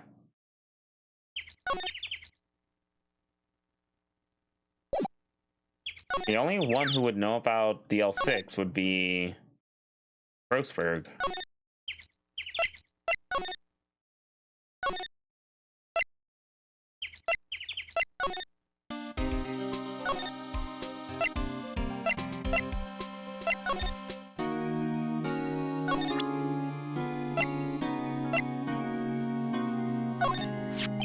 Edgeworth, see this letter? This came out of the safe in the shack where that boat rental caretaker lives. I see. Revenge on me? Who's that old guy anyway? I don't know. Could he be an innocent defendant you got declared guilty or something? Nice, right? But I don't remember that old man, not at all. So, is following this letter then?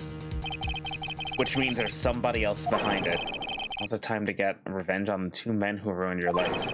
Two men, meaning myself and Robert Hammond? It also says this is your last chance. Wait, maybe he's talking about the statute of limitations on the DL6 incident. Wait, that old man. What is it? Do you remember who he is? Isn't he the man that's on the elevator? Yogi. Could he be Yogi? Yogi. I swear I said that yesterday. The suspect in the DL6 incident, the one who was found innocent.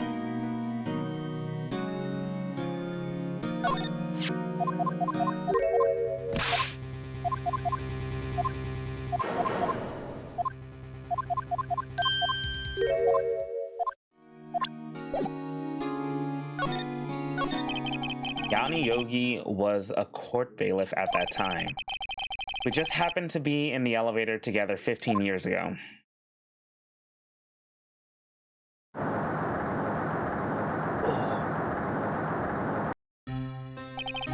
The quake was incredibly strong.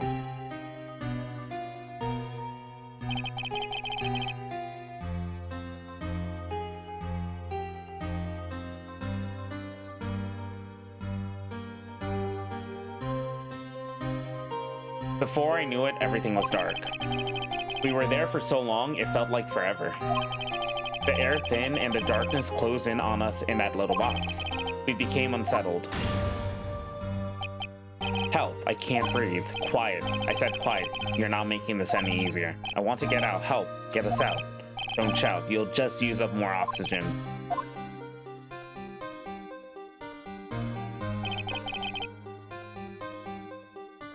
That's all I remember. When I came to, I was in the hospital bed staring up at the ceiling. In court, Yanni Yogi's mental condition was called into question. They claimed the oxygen deprivation and stress caused temporary insanity. In the end, the claim passed the court and Yogi was found innocent. But isn't there a possibility that, like, it wasn't Yanni Yogi that actually killed Edgeworth's father, but, like, Edgeworth's father decided to actually take his life to try to save oxygen for his son? But isn't that strange? This letter tells him to get revenge on Edgeworth. Why would he want to take revenge on you? Right? Yeah? There's something that's been troubling me these last few days. I didn't know whether or not I should tell you. You mean the nightmare? It's a nightmare I've had.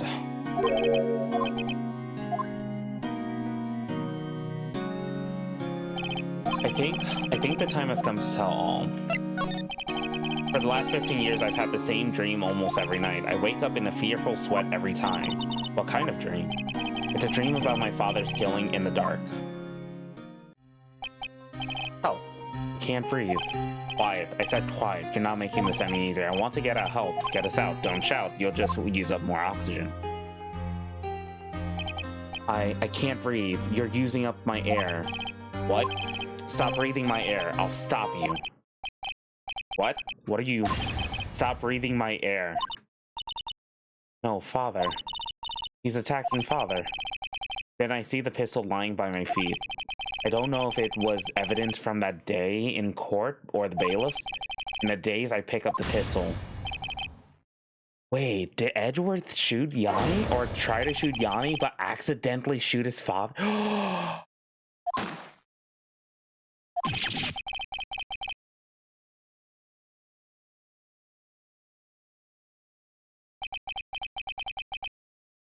And with that scream, I wake. The bone-chilling scream. A scream that has rung in my ears for the past 15 years. But that's just a dream, right? Right? That thought is the only thing that has kept me sane for the last 15 years, but what if I'm wrong? What if it's real? They say that sometimes people shut out memories in self-defense. Maybe it was I who killed my father.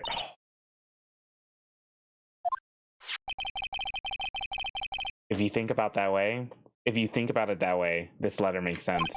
Get your revenge on Miles Edgeworth. Think about it, Yogi was really innocent. That's why he wanted revenge against me.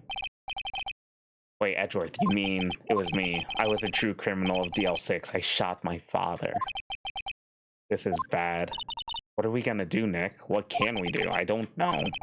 I don't think there's anything we can do, like it or not. If there's someone else who knows a lot about the L6 incident, maybe. There is Nick. Grossberg.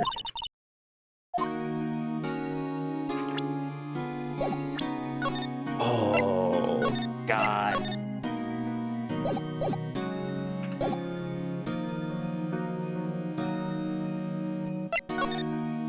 It's getting real in here right now. Thank you. Mr. Grossberg. Ah, hello there. What's wrong? You look troubled. No kidding. I can't believe you're not. My.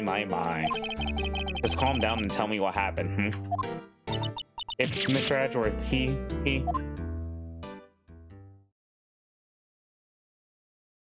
I see.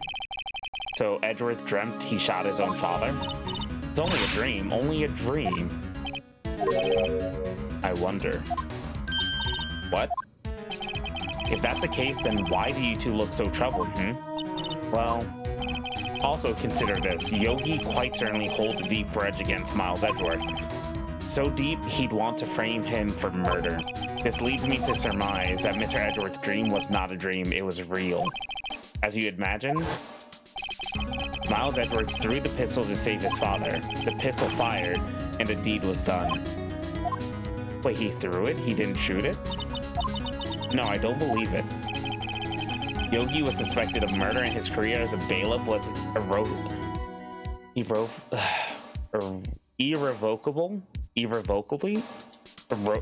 irrevocably wrecked. I cannot say words. Thus, he sought revenge on Miles Edgeworth. Irrevocably.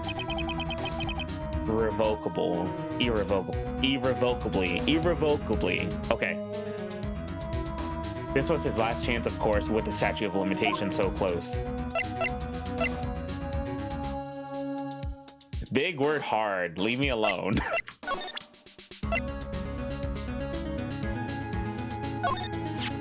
Oh ho, so this is the letter. It does seem that Yogi was following this letter when he killed Hammond. But why kill Hammond? Hammond was a skilled defense attorney, but he defended clients not for their sake, but for his own. For his own sake? He never trusted his clients. He never trusted his clients, that one. The only thing he trusted was his own ability. But he got his client found innocent, so why should it matter? Actually, my dear, it's quite different. He won that innocent verdict for no one but himself.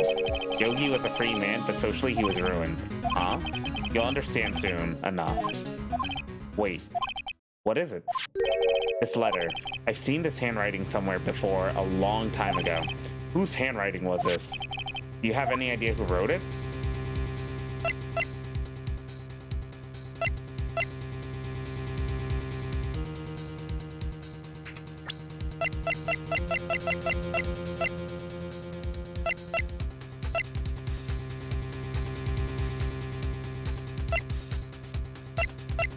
We don't have anything that has like Edgeworth's, or not Edgeworth, Karma's writing. Could it be Manfred von Karma? Von Karma? Why would he have something to do with this? Well, I'm not sure. Von Karma. Wait, you're right, my boy. This is Von Karma's handwriting, I'm sure of it. I used to see it all the time on court reports. What? But that means the one who told Mr. Yogi to kill was... Correct. Manfred von Karma himself. What does this mean then? Why would von Karma want to frame Edgeworth?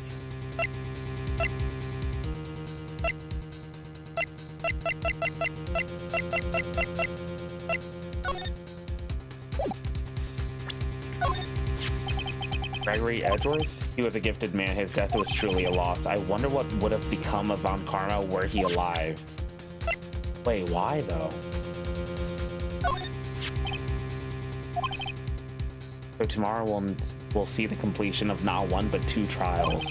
All thanks to the statute of limitations. However, I'm afraid the damage the DL6 incident has done will never be eased.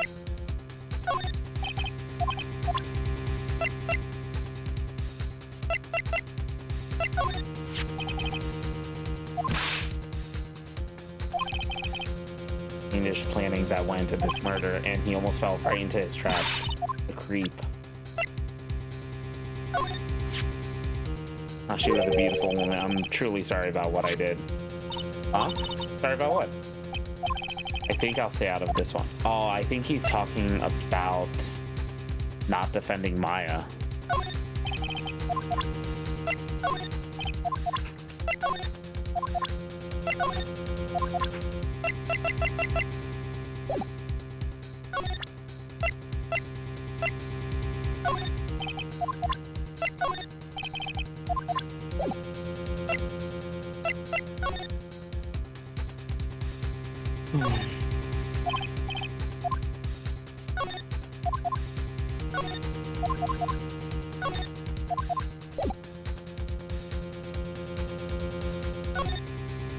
Oh. What do you know about Edgeworth's father? Oh, damn.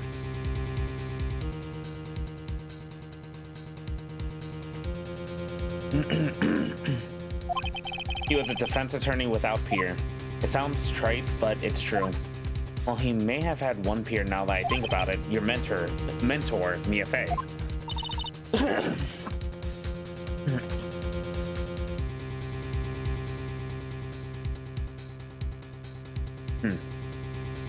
My sister? Gregory Edgeworth was very disapproving of Mr. Von Karma's techniques. That's no surprise. Von Karma is an extreme man. Forged testimonies and evidence are nothing to him. The result, he has a perfect win record in court. To beat him, Gregory Edgeworth tried to call attention to his methods. And he lost. and died in despair, as it were. I see. When Gregory Edgeworth was killed, the police called on a spirit medium. That was your mother, Missy Faye. I am Gregory Edgeworth. I have been killed. The one who shot me was the bailiff, Yanni Yogi. Yet Yogi was found innocent. That's when my mother left us. Everyone called her a fraud. That's right. Everyone thought she was, you see. Yet, now that I think about it, it seems the one who lied was Gregory Edgeworth's ghost. Gregory Edgeworth must have known who shot him. I don't believe it. So you're saying he falsified his testimony? That Edgeworth's dad lied to protect his son? It's only a possibility, mind you, but a possibility nonetheless. If it truly was Von Karma who wrote this letter, then he would know the truth. He would know that Miles Edgeworth had accidentally killed his own father. He'll say as much tomorrow in court, I should think. He'll press a point until the court finds Miles Edgeworth guilty. Oh no. But how could Von Karma know about Mr. Edgeworth's past like this? Even Mr. Edgeworth thought it was just a nightmare. That I do not know, yet I do know that Von Karma is both persistent and a perfectionist. He may be seeking to satisfy a grudge against Gregory Edgeworth by hurting his son. What do you mean? It was 15 years ago, Von Karma met Gregory Edgeworth in court, and Von Karma did win, but he didn't make it through the trial unscarred. Ooh, what happened? What happened between the two? What happened to his dad and Von Karma? Von Karma got the guilty verdict he wanted. He won the trial, but Gregory Edgeworth accused Von Karma of faulty evidence. And though he lost the trial, Mr. Edgeworth's accusation stood. Faulty evidence. It was the only penalty Von Karma has ever received in his career as a prosecutor. Gregory Edgeworth dealt a blow to his perfect trial record. Wow. It must have been quite a shock for Von Karma. He took a vacation for several months after that, you see. A vacation? Yes, an unusual event for the man. That was the first and last vacation he's taken in his many years of prosecuting. Really? He doesn't take vacations? Like, go to the sea or to the mountains? Don't tell me he's never been to Europe. You have strange ideas about vacations, Maya. In any case, this was the only time he took a vacation from work. I believe the penalty upset him quite a lot. Odd, if he wanted to keep a perfect record so badly, why would he take such a long vacation? What do we do, Nick? Von Karma is going to bring up DL6, you can bet on it. But if Mr. Edgeworth pleads guilty to DL6, I won't bet him. Mr. Wright. I hate to say this, but even accidental murder's murder, you know? I know that. I just believe in Edgeworth's innocence. I can't believe he'd kill someone. But Nick, Mr. Edgeworth admits it himself. His father must have lied to protect him from beyond the grave. I don't care. I know he's not guilty. Mr. Wright, if you say so, I suppose I could go check again. The police files might hold something of interest. Mr. Grossberg, thank you. I can't promise anything. In fact, I think the chances of finding something are slim. I understand. The police materials. Let's go. You're so very into this. Leave me alone, Quinby. I like this right now. It's been so good so far.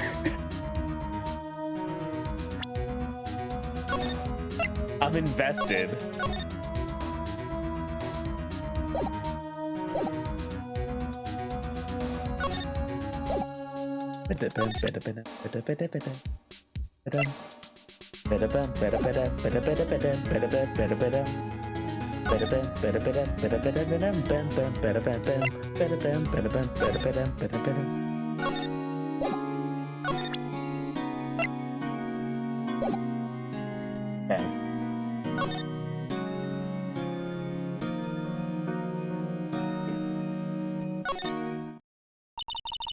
One day left, Nick. Yeah, I know. Well, no time to waste. Let's get going. What do you think we should do now, Maya? You would know best, Nick. Just do what you do. That should work. Well, any ideas? This is all tied to the DL6 incident. We'd better find as much as we can about that murder before tomorrow. Something that happened back then has a hold on Edgeworth and it won't let go.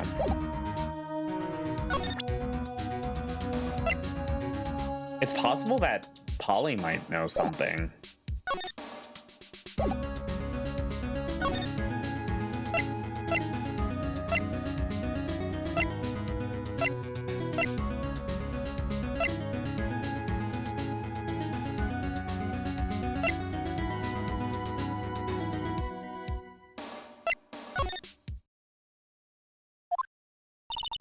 There's hardly anyone here.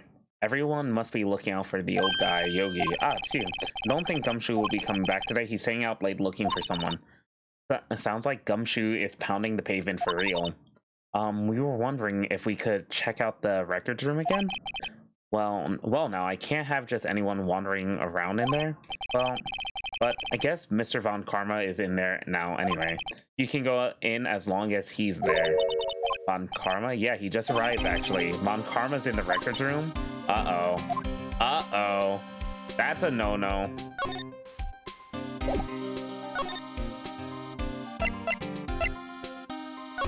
That's a big no-no. Destroying evidence? Tampering evidence? Dusty, as always, we were only here yesterday. I'm sure they just haven't had time to clean. What's wrong, Nick? Nothing. I was just noticing that he isn't here.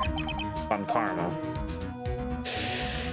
Confrontation. Call him sketchy.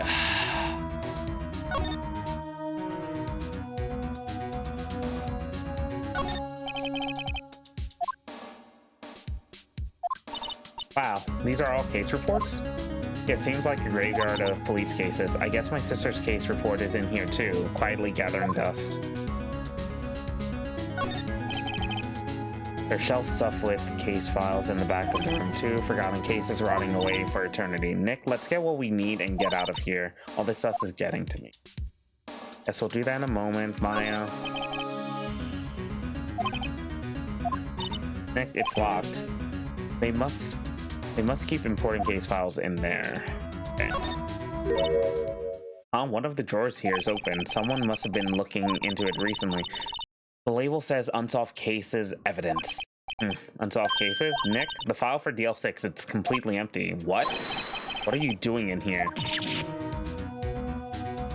A little terrifying. Tell him he's a sussy baka.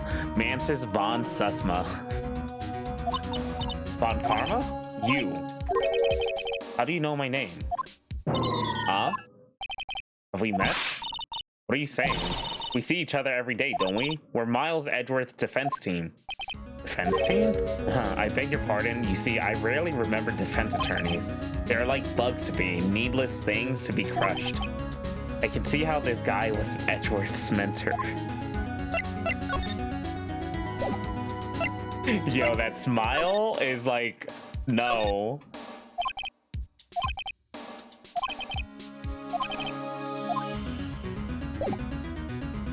He's so creepy, dude.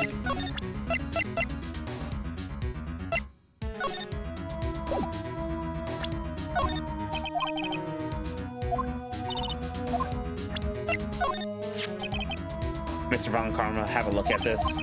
This was you, wasn't it? You instructed Yanni Yogi to commit murder. Yanni Yogi. How many years has it been since I've heard him call by that name? He's a fool. I told him to burn it after he read it. So you admit it. You wrote Mr. Yogi this letter? Yes, my dear defense attorney. Thank you for taking the trouble to bring it to me. You've saved me a lot of needless hassle. What? Nick? What is that thing? A stun gun for self-defense? I didn't save. 600,000 volts will course through your body like a dog touching an electric fence. That's... Why would you make that comparison? What?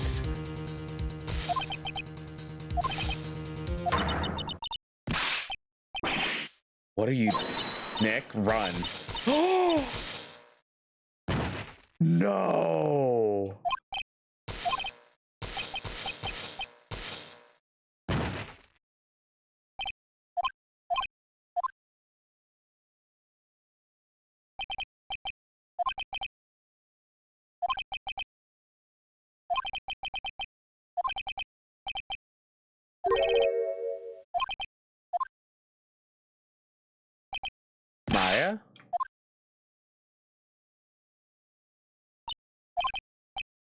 Maya, open your eyes. Maya? The letter, did he take it? Huh? Yeah, are you okay? I couldn't stop him. I jumped as fast as I could, but one shot from that thing knocked me out cold. I'm useless. I'm no good as a lawyer or a medium. I can't even call my sister, not even now when we need her the most. I wish I hadn't woken up at all.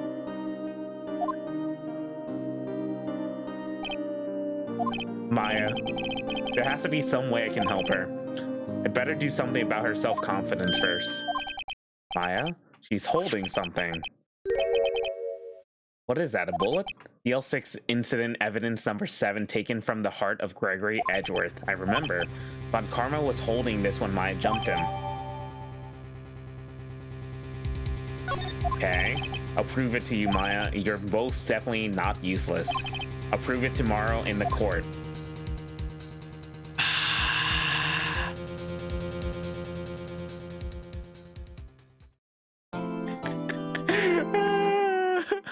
I don't know what you thought showing him was a good idea. You really need to stop shoving incriminating evidence in your suspect's face. Seriously. It's a bad habit. Phoenix has a perfect track record of getting assaulted. The last time we got saved by Gumshoe, I thought we would have got saved as well. All right, we're at a disadvantage again, boys. Let's go.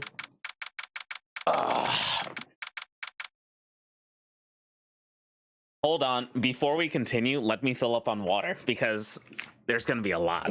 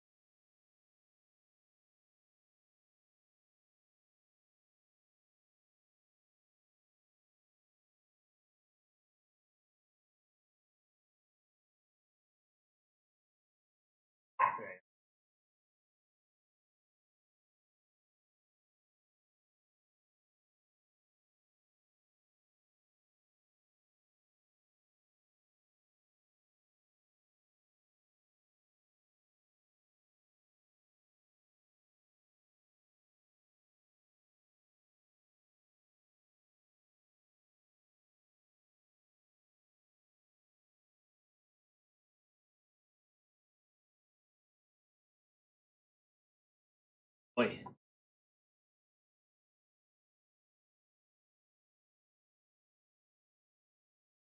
Hey, I'm back. Sorry about that.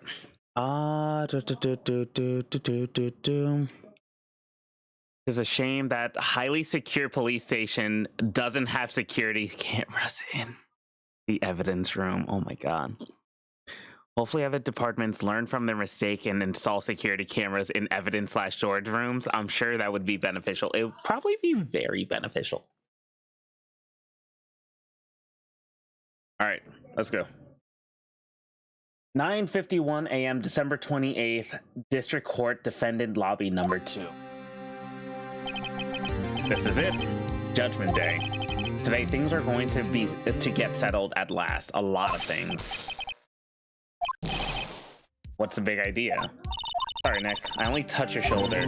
I guess the shock hasn't worn off from the run-in with the sun gun yesterday. Anyway, today's the last day of the trial. Good luck, Nick. Yeah, thanks, Ma. Edward is looking glum as always. I hope Von Karma doesn't push him too hard. What are you doing? Sorry, I'm sorry. I just thought I'd cheer you up with a pat on the back. Maya, maybe you should go outside and discharge?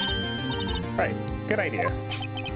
Try not to electrocute anyone on your way out. Wait. Oh no, Gumshoe hit me too. Oh no, Gumshoe got hit by Mike. What's got into that girl? Detective Gumshoe, morning, Mr. Edgeworth. Good morning. How did it go, Detective? Have no fear. As promised, I've captured our runaway caretaker. I brought him in. Took all night, pal. Thanks, Gumshoe. You must be tired. Actually, after that shock, I got on the way in. I feel pretty good. Yogi says he's forgotten his own name, but that has to be a lie. Why would he want revenge on Edgeworth if he couldn't remember his past? He does remember, and I'm gonna prove it. Thank you for the hydrate. Okay.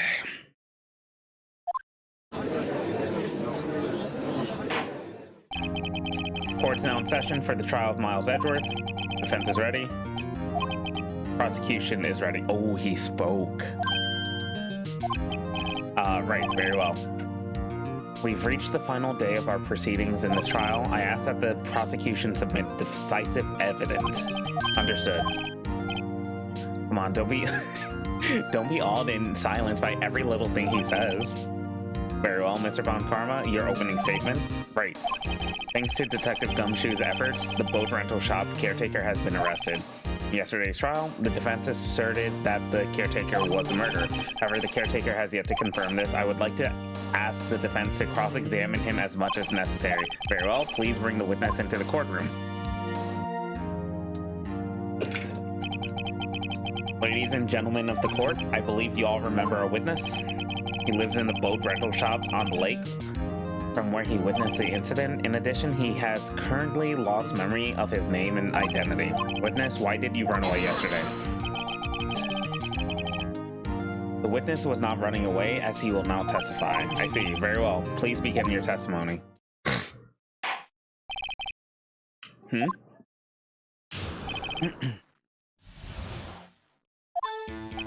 I'm really sorry about just leaving yesterday like I did, but I wasn't running away or nothing. I went to buy some food for Polly, see? I figured I got nothing to do with this incident anyhow. I mean, I need one of those motive things, right? And I don't got one. So, excuse me. So my testimony yesterday stands as it is. Very well. Let's begin the cross-examination. He has to know his name. Yanni Yogi, you're Yanni Yogi. I'm gonna prove it. Bye, I left court.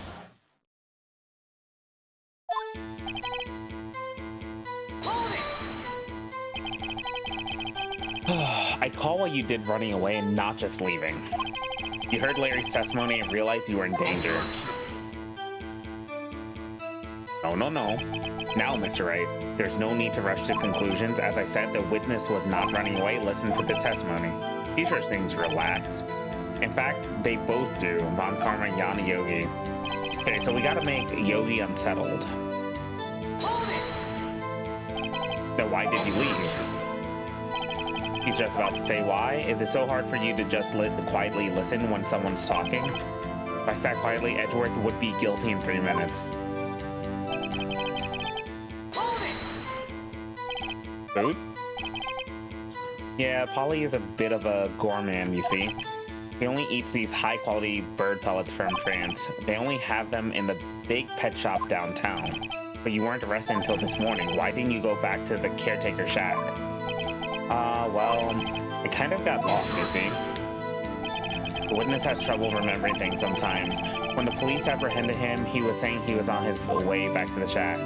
Yeah, nice try. Yeah, right. Nice try, Von Karma. No one's gonna believe that. I see, so that's why he's lost. Please, Your Honor, come to your senses.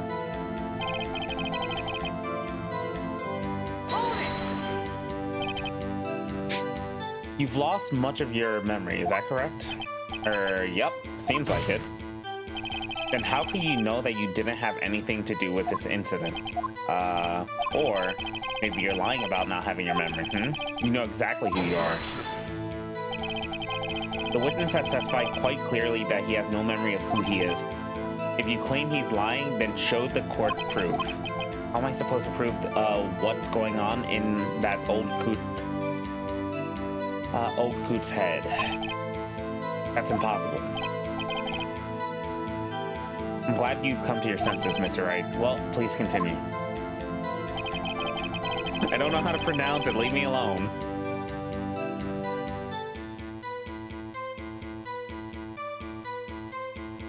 I mean, I need one of those motives, right?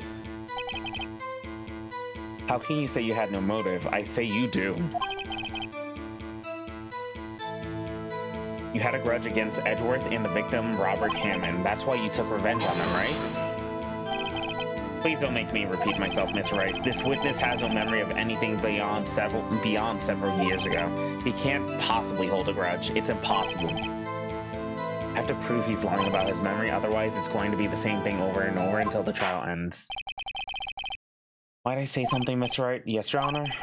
Been saying the same thing over and over now. You've been calling the witness' memory of the past or lack thereof into question, but does this really have anything to do with the current case? Yes, it does. The witness says he has nothing to do with this case or has no motive. Both of these statements are lies. It's like Cod named Roger. Huh. Cod? Huh? Mr. Wright, that's a serious problem. There's a serious problem with your claim, or are you saying? You're saying you know who this witness is. Of course, Your Honor. Oh, this seems interesting. I would like to know myself. So who is he? Don't play dumb on Karma. His name is Yanni Yogi, a former court bailiff. Yogi? That name seems familiar. Oh, Yanni Yogi from DL6 incident. Figures the judge would have heard of it. It was such a famous case, but what does this mean? Your Honor, if this man is Mr. Yogi, then he has clear motives.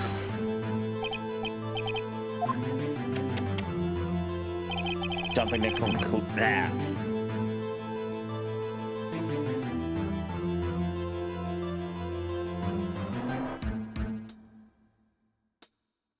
Jumping to conclusions again, Mr. Wright?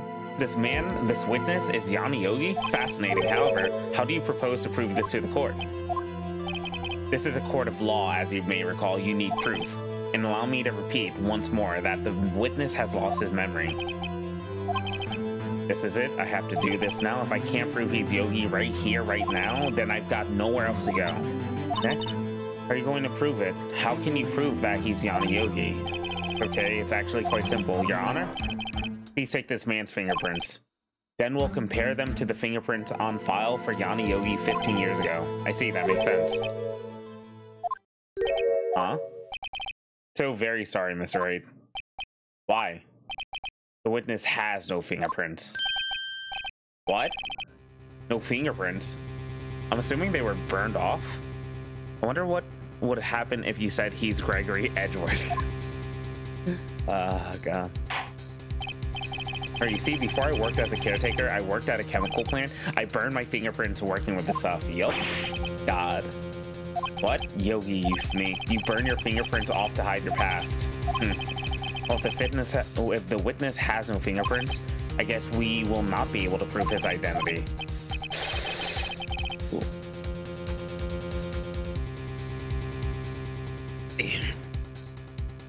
Well, what will you do now, Mr. Wright? Seems that the case has been decided, no? No, I know what happened. I know everything. I just can't prove it. But no, I can't let it end like this. I can't lose. There has to be another way. There is no one who can testify as to who this witness is. No one. Nick, what are we gonna do? I didn't even consider that he may have erased his fingerprints. What do I do? Is Mia gonna come into the picture now? Well, Mr. Wright, perhaps you'd like to cross-examine his parrot for a little comic relief. Are we about to cross-examine a parrot right now? Yeah, very funny. You're a sore winner, Von Karma. Wait a second. Cross-examine his parrot? What is it, Nick? No, you're not going to. Oh my god. Your Honor? The defense would like to take Mr. Von Karma up on his proposal. Take him up? On my proposal? Exactly, Your Honor. I would like to cross-examine the witness's pet parrot. Yo, Phoenix, my dude. Well, what do you think, Von Karma? Do you need to even ask? This is a farce. I object. Wait a second. You brought it up. I have a right to do as you suggested.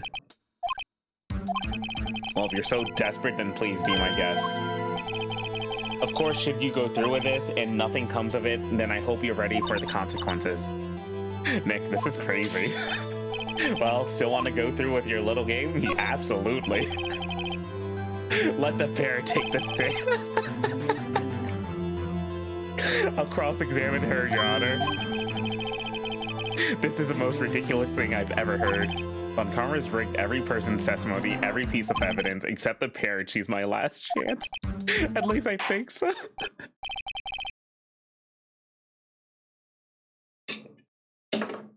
Bailiff, bring in the parrot.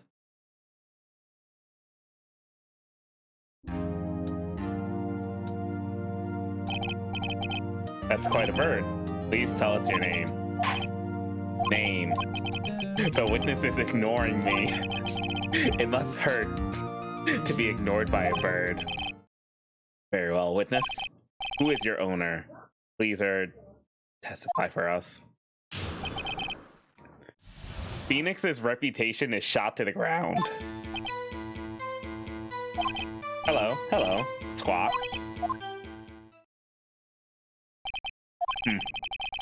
Certainly the most concise testimony we've had so far. Very well, begin your cross-examination. Right. What are you gonna do, Nick? I don't know. What do we do, my... Oh, my cheeks hurt so much. I'm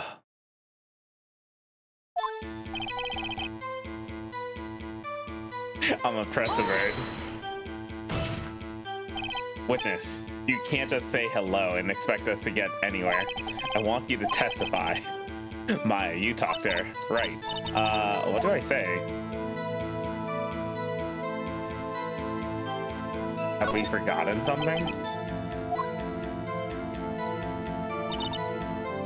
Polly?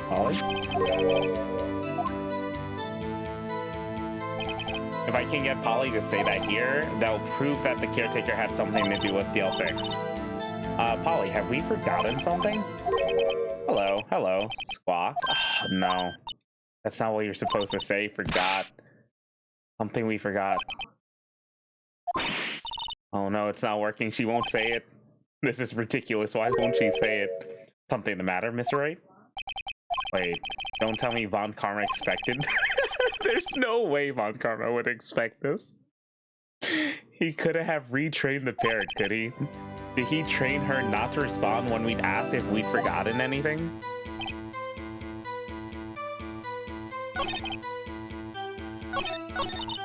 Oh.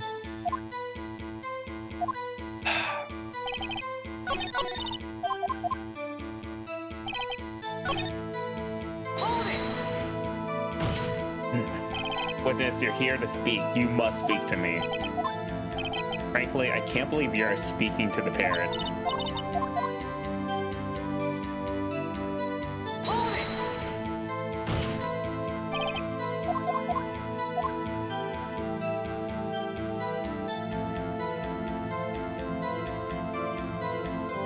Let's find out the name first. Polly, what's your name? Polly, Squawk. It's right.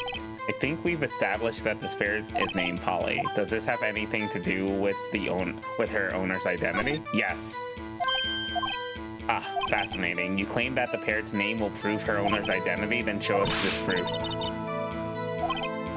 Listen, we're not here to answer the question of who is the caretaker. We're here to prove that he is Yanni Yogi. All we need to do is Tie the name Polly to Yogi. The proof that the parrot's name... Oh, come on, Phoenix. You're putting me on the spot, dude.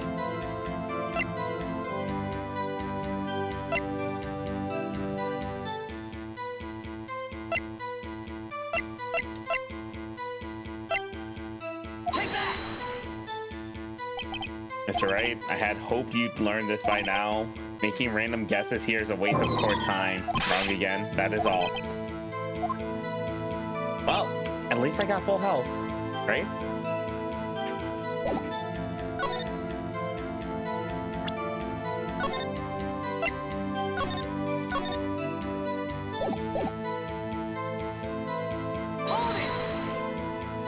Actually, what's the safe number? Okay, why? Let's just try to get her to say anything. Polly, what's the number to the safe in the shack? 1228, 1228. My, what a reckless parrot. Well, Miss Wright, you aren't claiming that this number has something to do with the caretaker. Actually, it does. That's why I had her say it. Huh? Ridiculous. How can the number to a safe tell us who the caretaker is? Show us your proof. What could possibly link this to the number to the caretaker's true identity?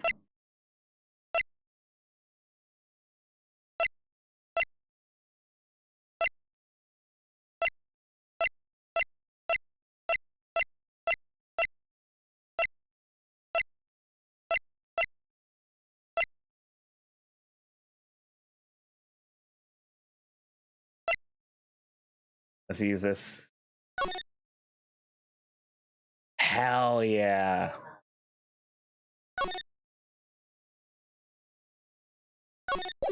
This is it.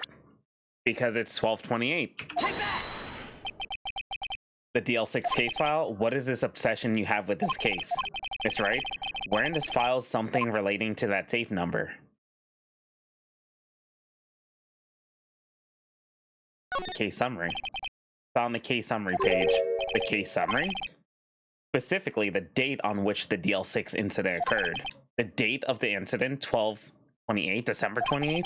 Why, that's today's date, 15 years ago. Actually, the number on that safe is 1228. Huh, he used the date of the DL6 incident as a number for his safe, Your Honor. That's how important that date was to him. I see, it certainly is an interesting coincidence. People often do set their secret numbers to dates. Ah, this is not tangible evidence. I set my ATM card number to 0001 because I'm number 1. This has nothing to do with the date. Nothing. Indeed. Alone, it is a little weak for evidence in a murder trial. We would need some other corroborating evidence. Where am I supposed to get that? Nick, we're getting closer. One more. If we can just get one more piece of evidence. Right, but how? Very well. Witness, you may continue.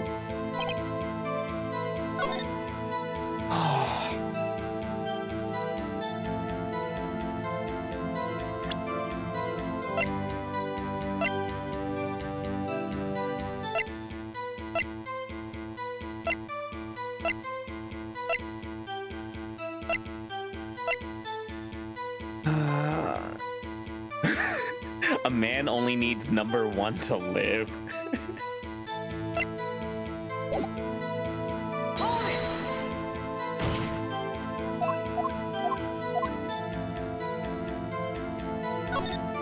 Let's try this again.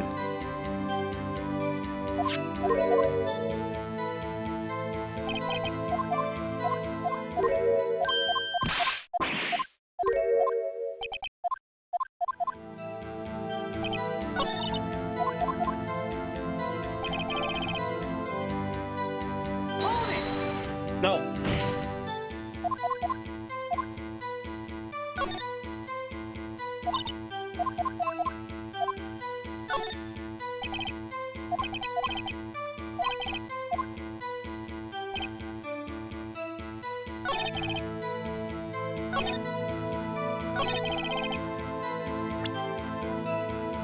Oh God, okay.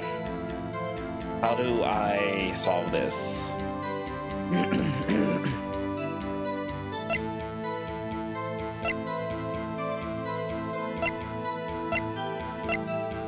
Let's try.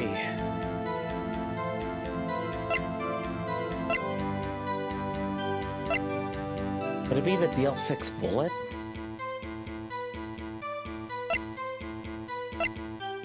I'll just take the bullet for this.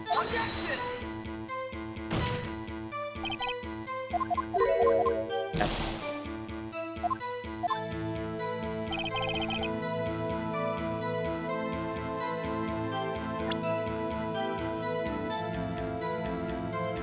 The issue is, it's like, I have so little to work with right now. Like, we were able to say the DL6 incident.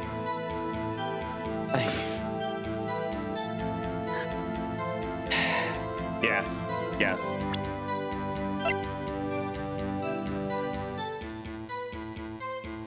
Would the parrot have seen the photo?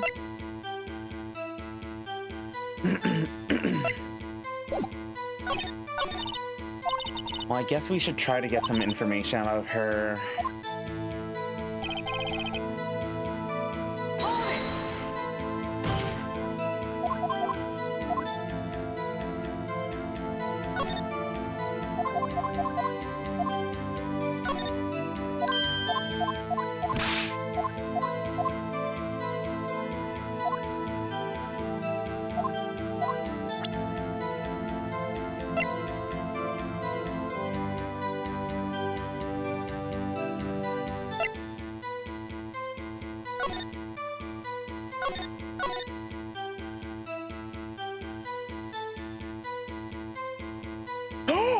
Oh my god!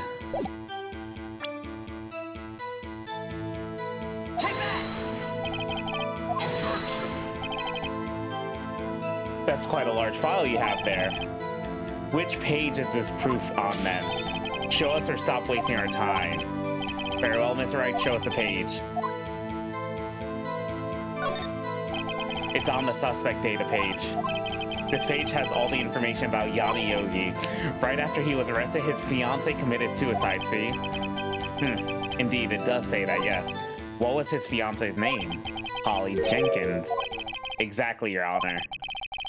He wanted to remember the name of his fiancée who had committed suicide. Oh, so sad, dude. That's why he named his parrot after her. Oh. Oh, I see. I guess that is possible. A mere coincidence, that's all. My granddaughter has a dog she calls Phoenix. Well, Mr. Phoenix, Wright, does that make you my granddaughter's fiance? She's only 7 years old. Dude. That's enough. I think we've reached a conclusion here. This is a mere coincidence, that's all. True, that is a possibility. However, two coincidences at the same time seems more like a pattern to me. What are you saying?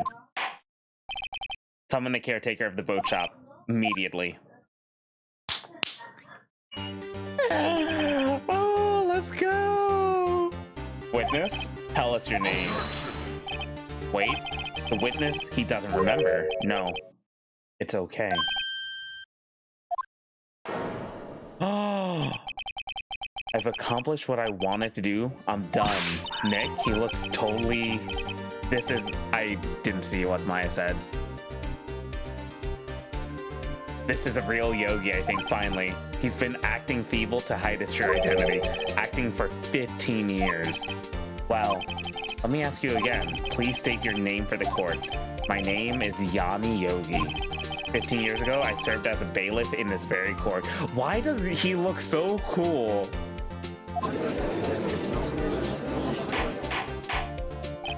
Order? Yanni Yogi? So it was you who killed Robert Hammond. No, he's not cool. He killed somebody. And tried to frame Miles Edwards for his death. Yes, it was me. I did. They put me on the witness stand 15 years ago. Robert Hammond, he said I was mentally unsound. He told me it would make me innocent, get me off the hook. So I pretended to have brain damage. I was innocent, really, but he didn't believe me. We won the trial, but I lost everything. I lost my job, my fiance, my social standing. Oh. Then this year, 15 years later, A package arrived. It was a letter and a pistol. The plan was written out in careful detail. It was a plan for me to take my revenge on the people who ruined my life. I didn't care who had sent it. I thought this was my chance after 15 years. This was it. Finally, a chance to have my revenge on Robert Hammond and Miles Edgeworth. I have no regrets. Wait a moment. Revenge against Miles Edgeworth? What do you mean? I'm not at liberty to speak on that matter. Why don't you ask Mr. Edgeworth yourself? Anyways, I admit I killed Robert Hammond. On camera, where's Mr. Yogi? Under arrest, Your Honor. I saw no room for error in his confession. Then the defendant, Miles Edgeworth, is innocent, in this case at least. Very well. Will the defendant please take the stand? One last stand. There are a few mysteries left unsolved. Still, you are cleared of suspicion for this particular case, so I would like to pass judgment on the murder of Mr. Robert Hammond. Any objections? Don't believe it. Why isn't Von Karma saying anything? Very well. This court finds the defendant, Mr. Miles Edgeworth, not guilty. We ain't done yet, though. That is all. This court is adjourned. Objection! Did someone just say objection? Edgeworth.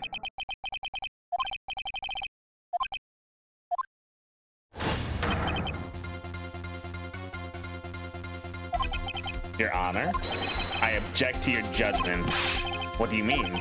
I'm not innocent at all. As we heard, Yanni Yogi killed Robert Hammond in revenge, but revenge for what? Nick? Edgeworth is trying to confess. He's going to say he's guilty. He's going to tell them he was a murderer in the DL6 incident. He's going to tell them he killed his own dad. What do I do?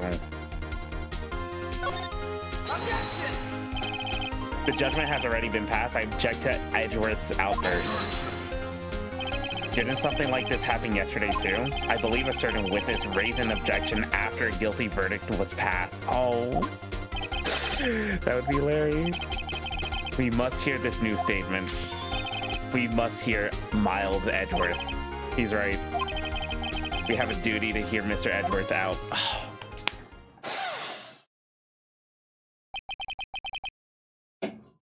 For 15 years, I've had a recurring dream. A nightmare? It's only a nightmare. That's what I told myself, but now I know it wasn't a dream. Yanni Yogi wasn't the killer. You mean in the incident where your father died? From the distance of the shot, it wasn't suicide either. Everything was as clear as day. The murderer? The criminal in the DL6 incident? It was me. Your Honor, I confess my guilt. I'm guilty for DL6, the statute of limitations of which end today. The culprit is me. Edgeworth, come on. This is certainly unexpected. The defendant declared innocent is confessing to a different crime, a crime for which the statute of limitations runs out today. I'm not really sure how I should deal with this. It's obvious. We hold a trial right here, right now. We tried this man for his crime of 15 years ago. I think I would like to have a 5-minute recess. During this time, I will consider the appropriate course of action to take. Court is adjourned. December 28th, 2:24 p.m. District Course, Defendant Lobby number 2. I'm sorry, Wright. I just wasted all your effort. Mr. Edgeworth, I don't believe it, sir. I mean, you stole your dad? I didn't want to believe it myself, detective, but it's the truth. I deserve to be punished. Murder is murder, no matter what the circumstances. This is crazy, just crazy. Nick, what are you doing, huh? Oh, I was just reading through the court record once more. I'm getting my case ready. Your case? For what? Huh? Isn't it obvious? I'm gonna prove that Miles Edgeworth is innocent. Huh? What are you talking about, pal? He just admitted to it. He confessed that he did it, in court. I'm sorry, Edgeworth, but I don't believe your nightmare. What? It's just a dream. It's not real. The truth is right here in this court record. In any case, tighten your belts. The real fight is just beginning. I'll prove you're innocent, trust me. Right. Phoenix Wright is always right and never wrong. I like the typewriter. I never heard that. I never recognized that before. Now then, I would like to resume our trial. Judge, Miles Edgeworth has admitted his own guilt. He confessed his crime. Let us begin by hearing his testimony. Then, though pointless, let the defense do their cross-examining. The statute of limitations on the L6 incident runs out today. Though it's unconventional for me, I'd like to run this one by the book. I see. Does the defense have any objections? No, Your Honor. Von Karma, you knew this was going to happen from the very beginning, didn't you? Very well. Will Miles Edgeworth take the stand?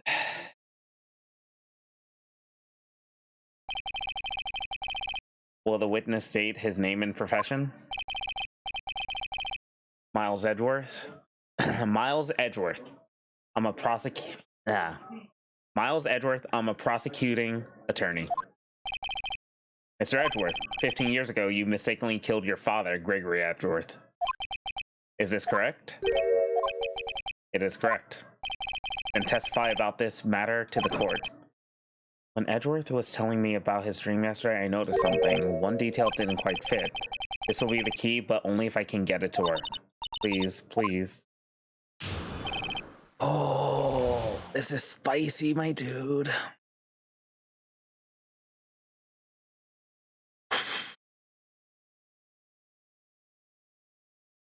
The L6 incident.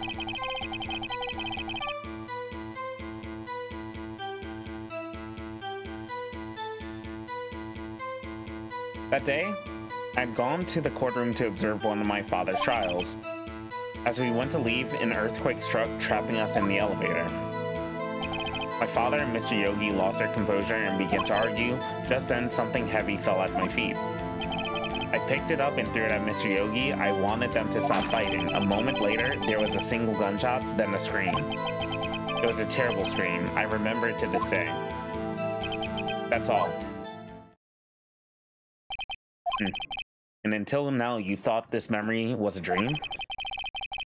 We were stuck in that elevator for 5 hours. The oxygen in the elevator ran out, and I lost my memory of the events. Ah, the same claim Mr. Yogi has made. Very well. Miss Wright, your cross-examination, please. Yes, Your Honor.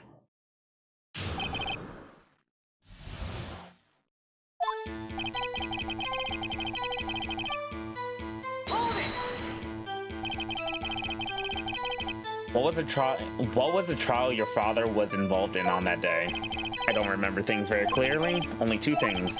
I know my father lost, and Mr. Von Karma was the prosecuting attorney. Mr. Von Karma? You were handling that case? It was 15 years ago. I don't remember the details. That was when Mr. Edgeworth pointed out the problem in Von Karma's evidence. As we went to leave... So there were 3 people, including yourself, trapped in the elevator. Yes, myself, my father, and Yana Yogi. You were fine at first, but then as time passed and no one came to help.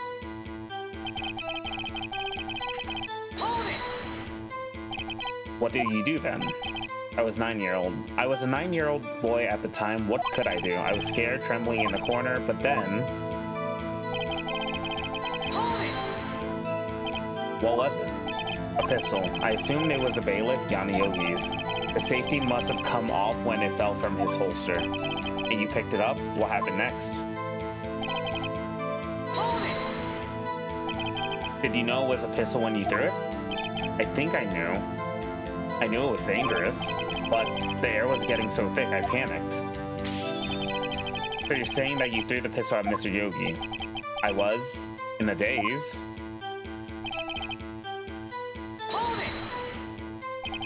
The gun fired once?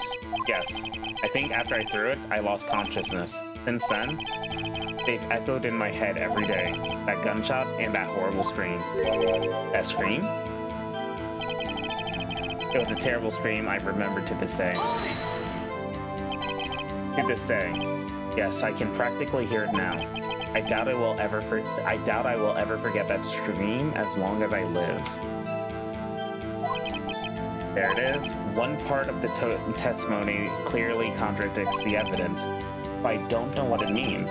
Better find out and quick.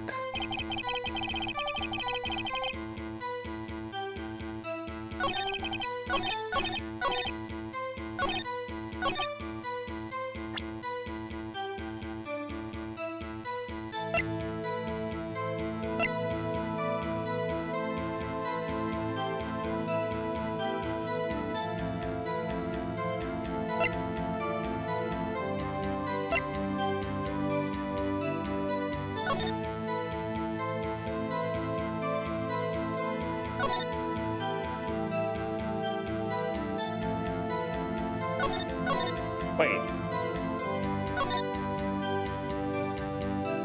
It was fired twice, not once.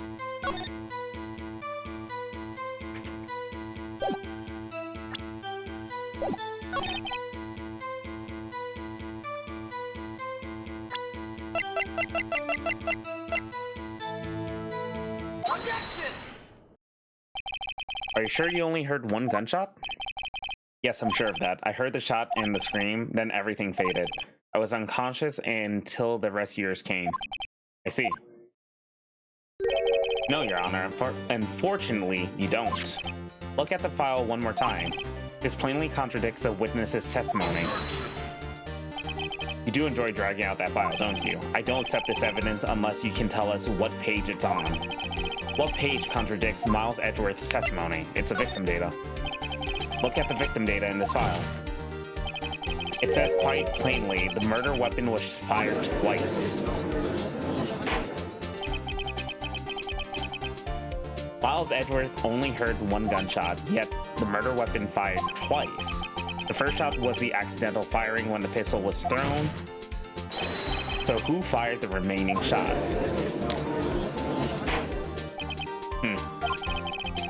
Was there perhaps another shooter who fired that second shot? Your Honor, as I'm sure you're aware, this incident occurred 15 years ago. The evidence is dated. The pistol did fire twice. However, we do not know when that second shot was fired. It might have been fired the day before the incident. There is no proof that the second shot had anything to do with this incident. What? I see. You do have a point, Mr. Wright. The murder weapon was fired twice, as we heard. One of those shots was fired by the defendant, a boy at that time. Do you have any proof that the other shot was fired? Do you have any proof that the other shot fired had something to do with the case?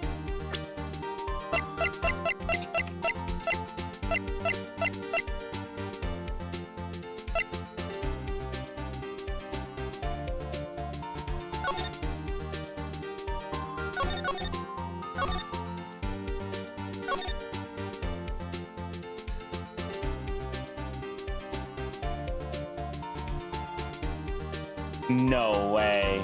Did she use his gun?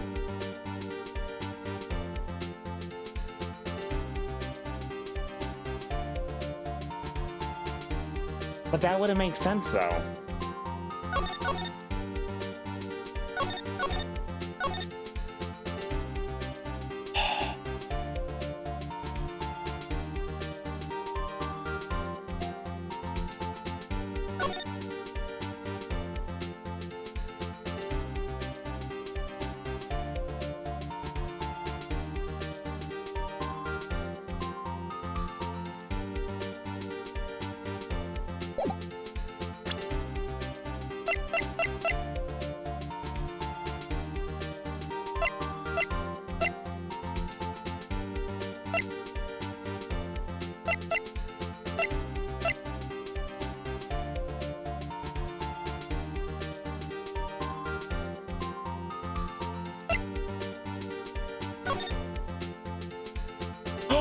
Oh! Holy hell! He shut the glass! No, the glass was shut. Oh! Let's go, boys.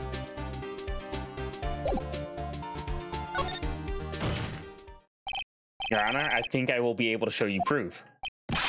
What? Impossible. Now, Mr. Von Karma. Save your surprise for after you've seen the evidence. Very well, Mr. Wright. Show us your proof. You have evidence that the second firing of the pistol is related to the case? Take that! Look at this photograph. Let's go, dude. This is a photograph of the scene of the crime 15 years ago. I can see that the victim lying there is Gregory Edgeworth. This proves the murder weapon was fired twice at the time of the incident. This photo proves it. So let me get this straight. This photo proves 2 shots were fired. Where? Your Honor, please, come on.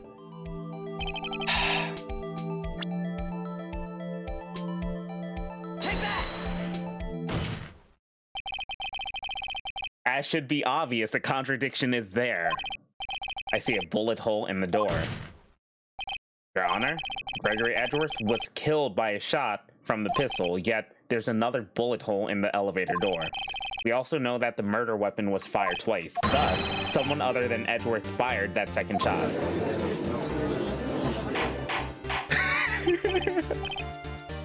Order. Mr. Wright, what are you driving at? It's simple, Your Honor. At the time of the incident, 2 shots were fired. One went to Gregory Edgeworth's heart. The other went into the door. Remember that the defendant lost consciousness after the shot he fired rang out?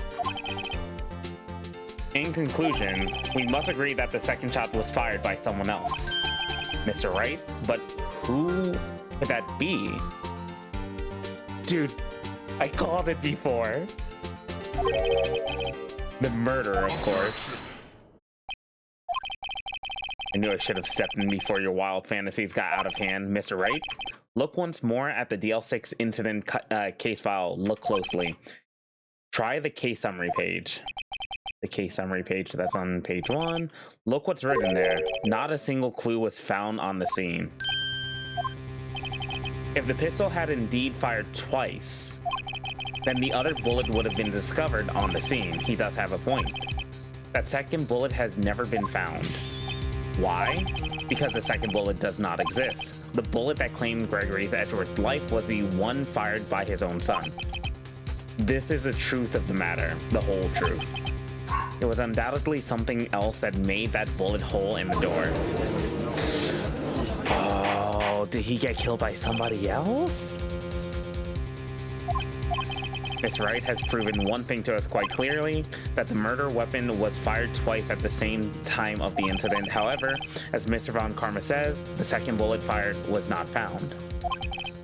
It is highly unlikely the police merely overlooked the second bullet.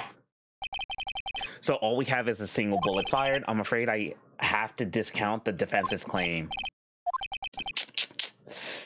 I praise the judge for his wisdom in this matter. Now, this happened. I don't believe the second bullet didn't exist. Was I wrong? Have I been wrong about the whole incident? What are you doing, Phoenix? Why aren't you raising any objection? I'm sorry, Maya. It looks like I was wrong, Nick. If the second bullet wasn't there, then all of my conjectures are for nothing. No, but you say you do it, Nick. You said you'd actually get Edgeworth declared innocent. I'm sorry. It's just, when I saw the photograph, I thought that 2 shots had been fired.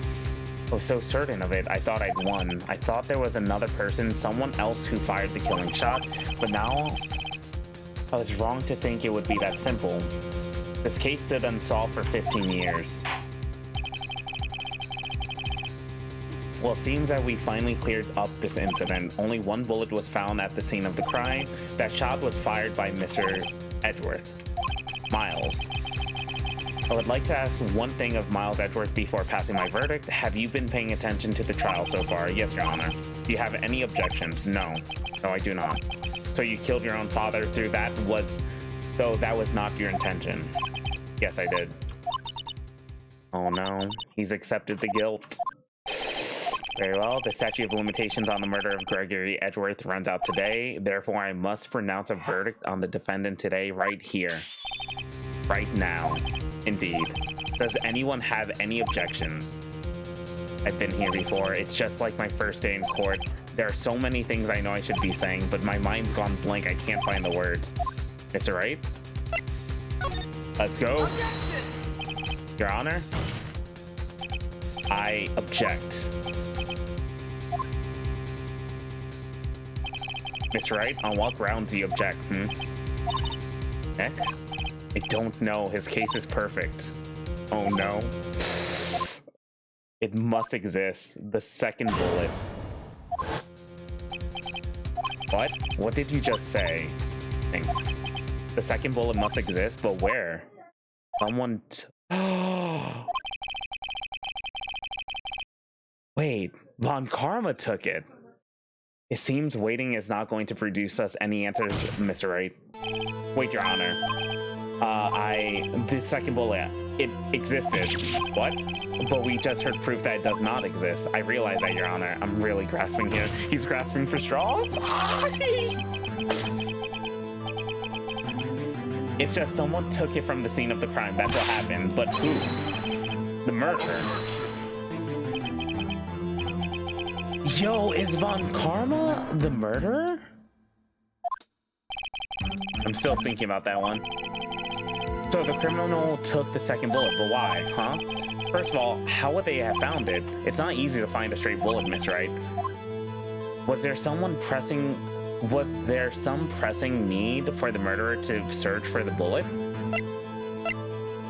The murderer had to find it. Of course there was a need, that's why they took it. What possible reason could they have had? Well, the reason the murderer took the bullet away from the scene...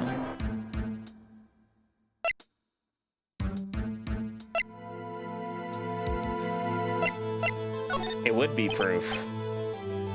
It was a special bullet, so they took it away with them. If that's the case, then they shouldn't have taken the bullet from inside Gregory as well. Huh? Why would they only take one of the two shots fired? Miss Wright, have you really thought this through? Come on! Okay, so... the murderer had to find it.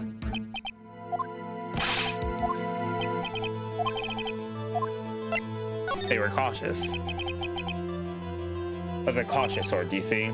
That's why the murderer had to search for the bullet. If that was the case, then they should have taken the bullet from inside Gregory as well.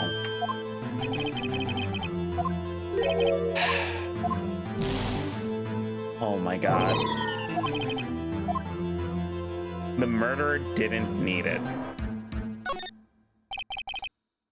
Why would the murderer have spent the time to look for that stray bullet? I haven't got a clue. What's wrong, Miss Wright? The murderer had no reason to take that bullet. You don't want to admit it, but it's true. Had to take it. Had to take it? The murderer? What does that mean? You're thinking too normal. Think crazy. Don't think why the bullet was taken. Think why the bullet had to be taken. The ballistics. Mr. Wright? Yes, Your Honor. I have no idea what I'm doing. Yeah, Mia's heavy backseater right now. We don't appreciate backseating here. Well, the murderer had no intention of taking the bullet from the scene, but the murderer had to take that bullet. Had to, Mr. Wright? What do you mean? Well, for instance, what? Maybe the bullet hit the murderer? What? Just saying, for instance. I mean, if it hit you, would you have you would have to take it with you, right? It's not like you could perform surgery right there. You know? Wait a second. I was just talking off the top of my head, but what if that's really what happened? Let me get this straight. So at the time of the murderer themselves was shot, and they left with the second bullet inside of them, thus leaving only one bullet at the scene of the crime? Yeah, I guess that's how it would work, yes. But there's a problem with that. The other two people rescued from the elevator, Miles Edgeworth and Yanni Yogi, were both unharmed. So that would mean, yeah, the murderer came from outside. Mods, can we mute Mia for a bit? She's unmutable, sadly. The two men fight inside the elevator. Trying to stop them, the boy picks up the pistol at his feet and throws it. The pistol discharges and the bullet goes through the elevator door and hits a murderer outside. The boy loses consciousness. Wait, they're left-handed too. Then the murderer opens the elevator door and sees its men inside. Mr. Wright, you're truly the most unpredictable defense attorney I've ever known. I can tell you're grasping, yet I cannot deny the possibility of what you say. What are you saying? Deny it. Deny it. No one would ever, no one involved with the incident was wounded. No one was wounded at the time of the incident. But he took a break after that, and we couldn't tell why. Karma killed his father? Because he denied his perfect record? Are you serious? I just thought of something really crazy. Remember what Mr. Grossberg said yesterday? Gregory Edgeworth dealt a blow to his perfect trial record. It must have been quite a shock for Von Karma. He took a vacation for several months after that, you see. Yes, an unusual event for that man. That was the first and last vacation he's taken in his many years of prosecuting. What if what if Von Karma didn't take vacation because of shock, but took it because he was injured? Which would mean, could only mean one thing. He was a murderer in the DL6 incident. He was the man who shot Gregory Edgeworth. It was Von Karma. Oh man. Something wrong, Mr. Wright? You seem dazed. No, Your Honor. Well, you have indicated the possibility that the murderer came from outside. Can you give us the name of your suspect? Should I come out and say it now?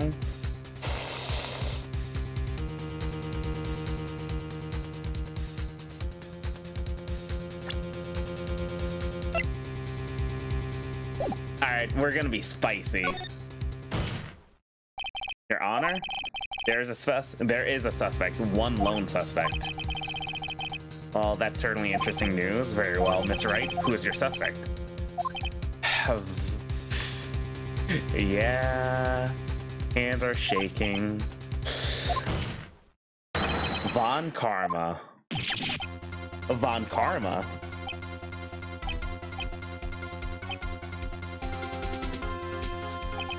You mean the Von Karma, the prosecutor, the one standing right over there? Bah. You don't object? I don't see a need. Why honor this ridiculous outburst with my objection? Because you took a vacation for several months starting the day after the incident, yet you pride yourself on a perfect record. Why would you take such a long vacation without any reason? So you're claiming that I took a vacation to heal my injury from the incident? Fascinating. Prove it. I would have needed surgery, no? Where did I go under the knife at, Mr. Wright? Bring the doctor that operated on me. Have him testify. Nick. Let's find out who his doctor is. It's no use. Edgeworth? I know Von Karma perhaps too well. He's perfect. He wouldn't leave any clues. He probably didn't undergo surgery. That would leave a doctor as a witness. Nobody's that perfect. So, Nick? Did Von Karma pull the bullet out himself? That's insane. No, he couldn't have. You can't just pull bullets out of yourself. Wait, what does that mean? That bullet has to be somewhere. Yo, are we about to use a metal detector on him?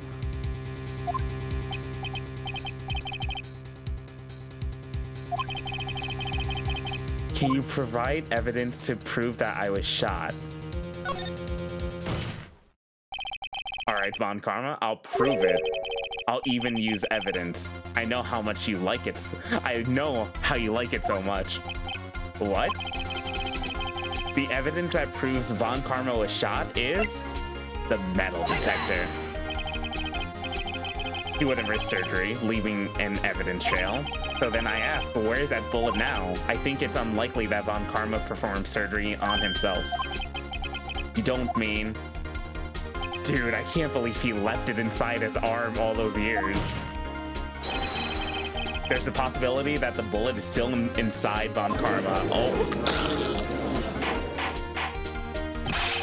Is that even possible for all these years? Well, there's one way to find out. We could use this metal detector. Well, Von Karma, I'm going to run this over you and see what we find. Yo, the first time this man is sweating. I refuse.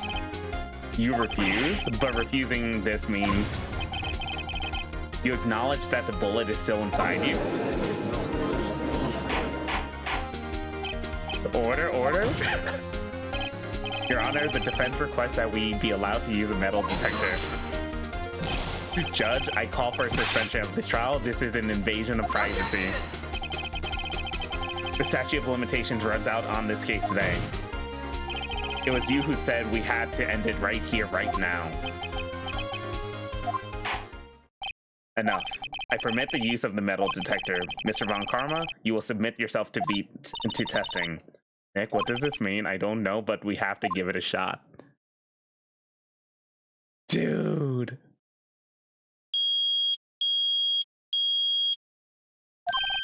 It reacted. Something's inside his right shoulder. The bullet. Mr. Von Karma? You. It was you. I was afraid this would happen, and so I remained silent. Indeed, there's a bullet inside my shoulder. However, it was nothing to do with this incident. What? I was shot in the shoulder long before the DL6 incident. I claim that the bullet in my shoulder has no relation to DL6. Dude, are you serious right now? But Mr. Von Karma, can you prove that? Prove? No. I have no obligation to prove anything. It is Mr. Wright who must prove something here, not I. Mr. Wright, well, can you prove it? Can you prove that the bullet in Von Karma's shoulder was from DL6? Of course you can't. You don't have any of the DL6 evidence.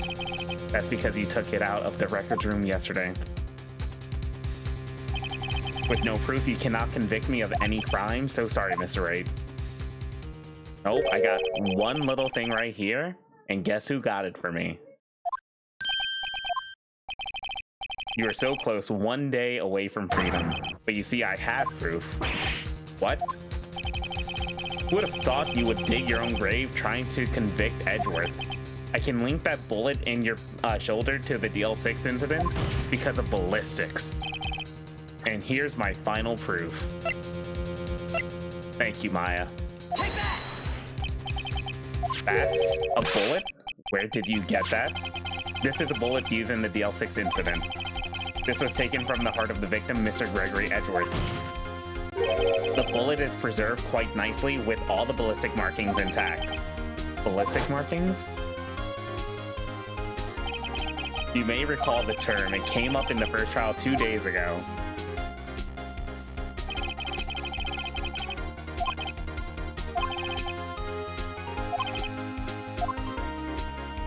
It's really accurate. We have 2 bullets in our possession. One, the bullet removed from Gregory Edgeworth's heart, and the other in your shoulder, Mr. Karma. We could analyze both bullets, then if the markings matched, we would know that both bullets had been fired from the same gun, the very same pistol, in other words, the murder weapon that killed Gregory Edgeworth. Mr. Von Karma, you will let us remove the bullet from your shoulder. Then we'll compare the ballistic markings to those on this bullet and solve this case once and for all. Well, Mr. Von Karma.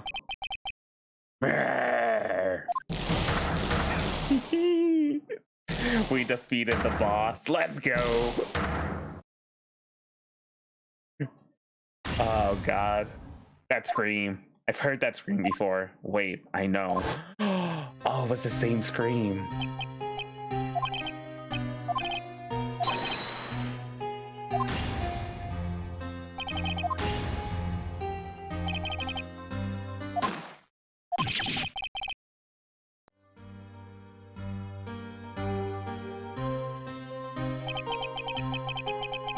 Very ironic that basically the one that actually killed his father is the one that trained him up to become a prosecutor and try to set him up.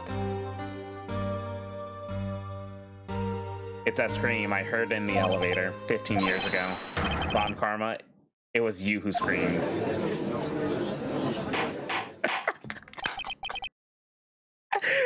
Karma bit him in the ass.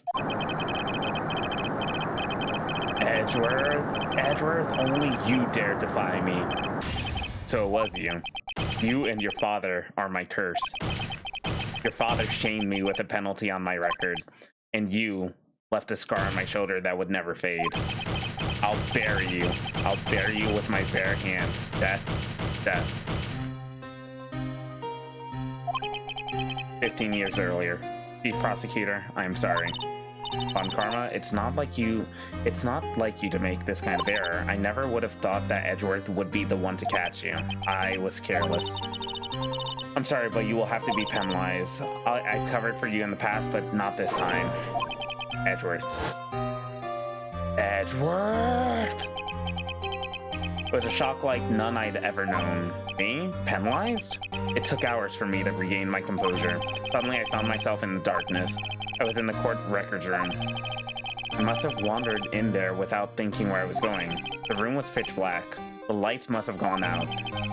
I went out into the hall and felt my way to the elevator.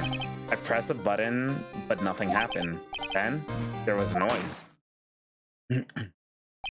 I was in pain, a horrible burning pain in my shoulder. Just then, the lights came back on, the elevator door opened before my eyes. I saw 3 people inside, all lying unconscious from the oxygen deprivation. Much to my surprise, a pistol lay at my feet. I knew then it was destiny. Dude, are you serious? In his last moments, Gregory Edgeworth was still unconscious. He died, never knowing who had shot him. Later, he spoke through a medium blaming Mr. Yogi. He was fooled. It was a perfect crime.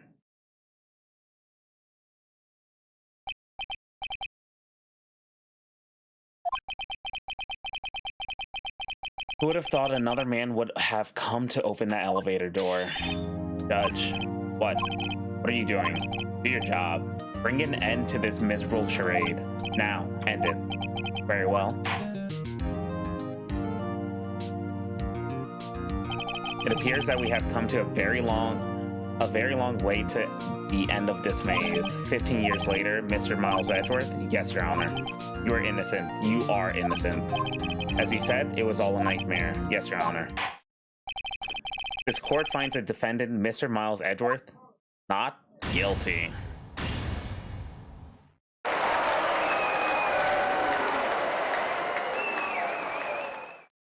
However, this court is adjourned. December 28th, 5:38 p.m. Okay. Nick, we did it. Did you see his face? Von Karma looked even paler than usual. He's pretending to be all cool, but inside you crush him, Nick. Crushed. I gotta say, I'm impressed. It's pretty close, though. But sure, we had it. I know, I was on the verge of tears the whole time myself, but now it's all just a good memory. So, you charging him double? Maybe. Charge him double. So it's finally over, Edgeworth. Right. Yeah? I'm not sure how to say this. I know. Try? Thank you. I see. Thank you, Wright. You're welcome. I think you could have done better than that. Ugh. Sorry, I'm not good at this sort of thing. You got a lot to learn, Edgeworth. She's got you there. Whoop. Amazing, pal. You pulled through just like I thought you would. I'll never forget this. I owe you one, pal. And tonight, let's party. Dinner's on me. Yeah, my salary went down a bit this month, but who cares? See, Mr. Edgeworth, you should take a lesson from Detective Gumshoe. That's how you say, thank you.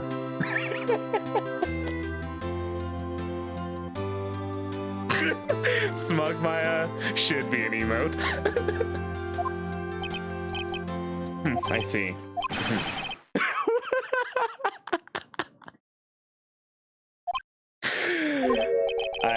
I feel foolish. Don't worry, take it a little at a time. You'll get used to it. It's been 15 years since I've seen Edgeworth this unguarded. Hey, y'all. Lotta. Y'all are great, and y'all were great in there. Thank you. Yo, Edgeworth, congrats. Thank y'all very much. I knew you were innocent from the start, of course. Just look at you. You wouldn't stick your hand in the cookie jar even if no one was there. You were the witness on the first day of the trial, weren't you? Yeah, well, let bygones be bygones, eh? Speaking of which, what are you gonna do now, Lotta? Who, me? Aw, I went back to college. I gave up trying to be an investigative photographer pretty quick. Really? That's too bad. Huh? Isn't that the hot dog guy from the park? Huh? It's over, Nick. My life is over. Aw, he got dumped. What happened now? Oh, Nick. I'm not long for this world. You don't look so... It's Keontae. She's going to live in Paris. Paris, Nick. She's leaving me behind. Could have seen that coming. Yo, Edgy. There you are. Yeah, here I am. Congrats, Edgy. Here, a little gift from me in celebration. Celebration? That's unusual for you. Harry Butts. You come along tonight, too. My treat, pal. Huh? Thanks. Looking forward to it. Yo, Nick. That's the suit that questioned me. When he says treat, that's not police talk for prison food, right? Right? I think you'll be fine, Larry. Right, yeah? What's up? The envelope that Larry gave me, it's got money in it. Well, yeah, that's not that strange. People give money away to celebrate sometimes. It's $38, right? Huh, what a weird amount. I mean, it's not a little, but it's not a lot either. 38 exactly? Nick? Wasn't that exactly the amount of lunch money that was stolen from Mr. Edgeworth in school? 38? No. Are you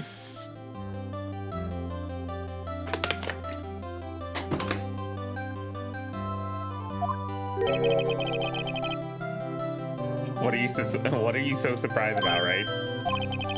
Larry was absent that day from school, right? But that doesn't automatically roll him out as a suspect. What? Think back to that day 15 years ago. Larry took the day off, but he was bored, so he came to school anyways. Then he saw the money lying there, and the rest is history. I never was good at history. Edgeworth, you didn't know, did you? I suspected. I just couldn't picture Larry protecting you like he did that day. Everyone else was saying you did it. The whole class was against you, remember? Yeah. Too well. Right? You may not know this, but we used to have a saying back in school. When something smells, it's usually the butts. I know. Really, right? I'm surprised you didn't figure it out. Well, this sure is an unexpected turn of events, eh? Edgeworth? You should have told me. Now, Nick, it was 15 years ago. Don't you think the statute of limitations...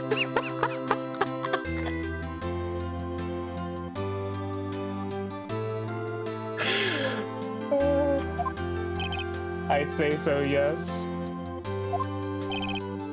There you have it.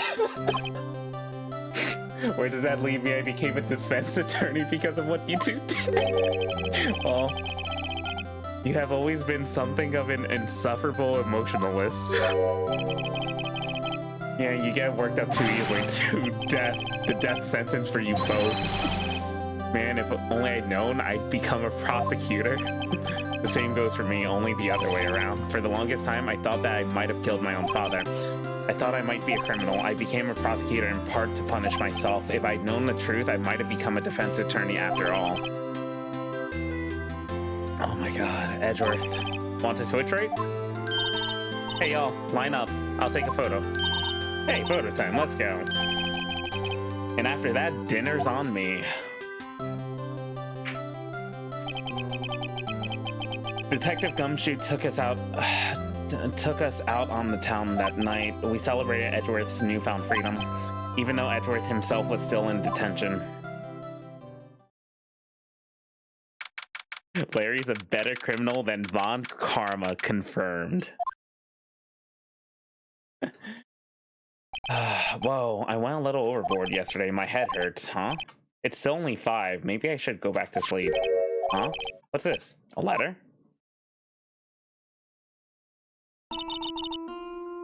Good morning, Nick. You were really impressive yesterday. Seeing you? It made me think about what I'm doing here. I'm a spirit medium in training, of course. I wanted to help Mr. Edgeworth too. I wanted to help you, but I couldn't. I was useless. So I've decided to go back to my training. I'll become a full-fledged spirit medium for starters. I couldn't say it to you, to your face, so I left this letter. Goodbye, Nick. Maya, no. Goodbye. What time is it? The first trains for the mountains have already left to the station.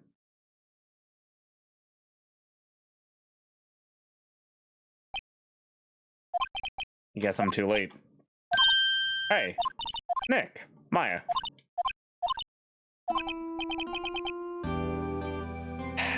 So this is Maya's theme, but more sad, isn't it, right?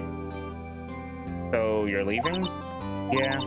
Hard being a spirit medium who can't talk to spirits. And I think you'll do fine without me, Nick. Be good, okay?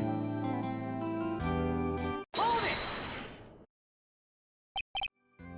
Wait. What?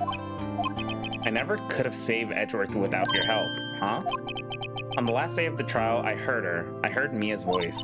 You heard my sister? Yes, only her voice, but still. It was at the very end when I thought we'd lost everything. Well, that's my sister for you. Detective Gumshoe helped, and Mr. Grossberg helped, and even Larry. I'm the only one who couldn't help. I was useless, Nick. But you were the one who stopped Von Karma, Maya. Huh? I didn't do anything. All I did was wander around in a daze. Sorry, but I have evidence that you helped. Evidence?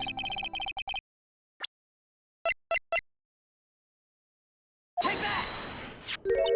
A bullet? Von Karma was convinced he had taken all the evidence pertaining to DL6, but you were the one who rescued the last piece of evidence we needed.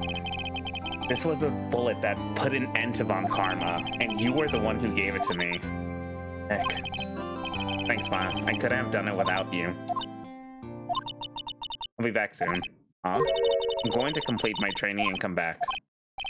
Okay. I'll be waiting. Maya, no! Of course you will. You can't run that office by yourself. You're hopeless. It is. It is. The badge is a secret cheat code that will work for every contradiction in the game. I wonder if that's true. I'll never try it, though. I don't know about that.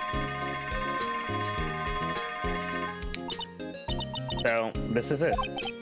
See you soon, Maya. Good luck. Aww. Thanks, Nick. No, we're gonna lose a theme. And so my story ends. Time to turn a new page and say goodbye to the novice defense attorney that I once was.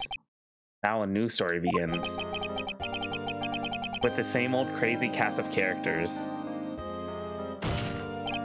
Ha! Don't think you've graduated yet, amateur. Miss Wright, perhaps you'd like to rethink that claim? Yes, Your Honor. Uh-oh, I got a bad feeling about this. Objection!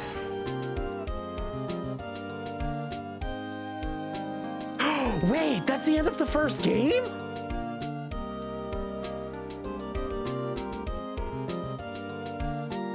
Hey pal, Mr. Edgeworth came down to the precinct to wish me a happy new year. Talk about a pleasant surprise.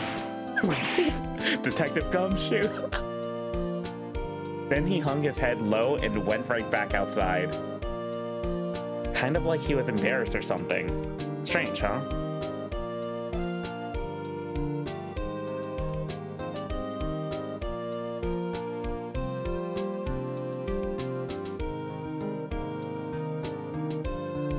Huh? Nick? Nah, haven't seen him lately. Who, me? I've been working at a cheese shop. That Missy's a nice lady, but not exactly. Oh, she's in Hawaii right now, yeah. Ah, come on, Larry.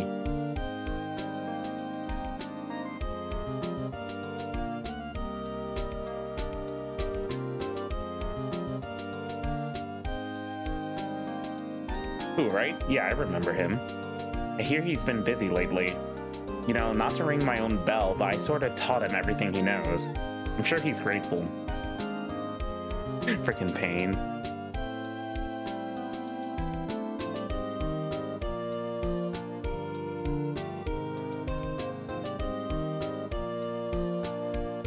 Phoenix, Wright? The defense attorney for whom I wrote that affidavit for, right? You should know I've taken over management of the Gateway Hotel recently. Should you be in the area, please stop by. Yo, he took over the hotel?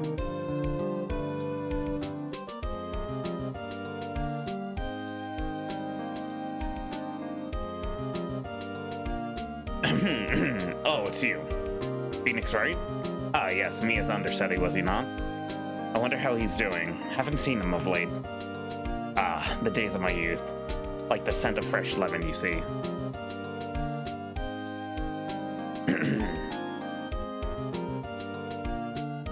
Well, he was a tutorial boss.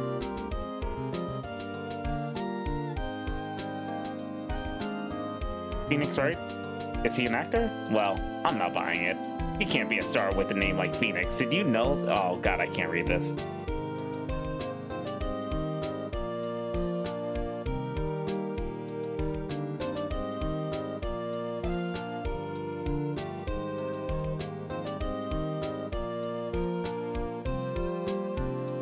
Pleased to announce Pink Princess was a hit. I sure owe that Miss Wright a great deal. Oh, and I'm keeping my face out of the public eye until the show's over. Wouldn't want to ruin any kid's dreams, you know? Remember when DVDs were new? Don't want to hear noob. Oh, I got a letter from Maya the other day. Sounds like she caught a cold standing under a waterfall. I wanted to visit but didn't have the time, so I sent her Pink Princess trading cards.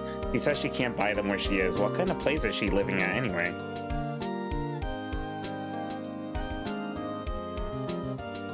I like this song a lot.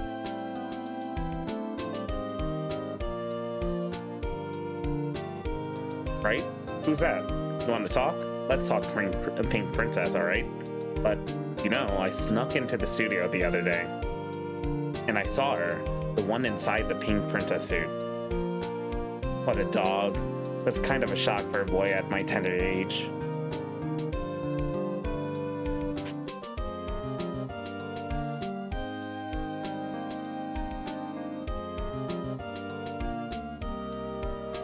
Yeah, I remember, right? That lawyer guy. Huh, me? I'm in training to become a paranormal photographer. You know, the picture I took of everyone? Well, just behind them, there's a ghost. For real. Now that's talent. I'm gonna be famous. God, they got Mia too.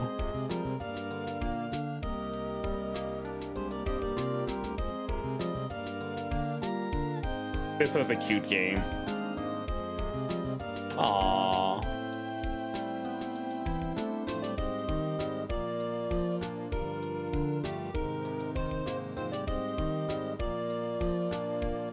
Thank you, Capcom.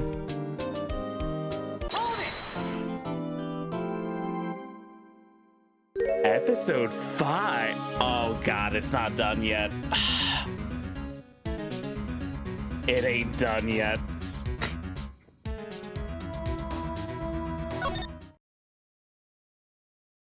That's cool.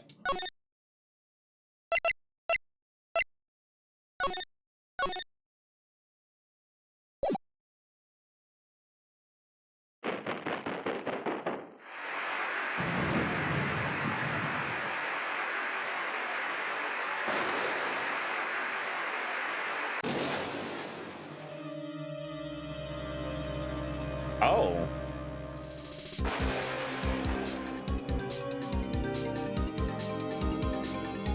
Is this a 007 reference or something?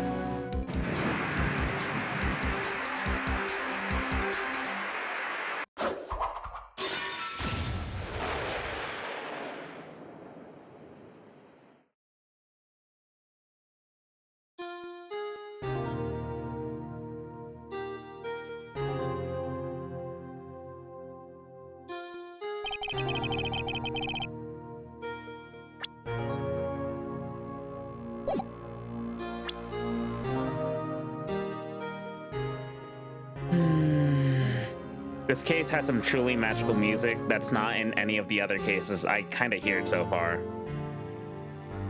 All right. The 5th case was added in the DS release, so you see, you can tell because the animation. That is true. That is true. We're going to save this for next time.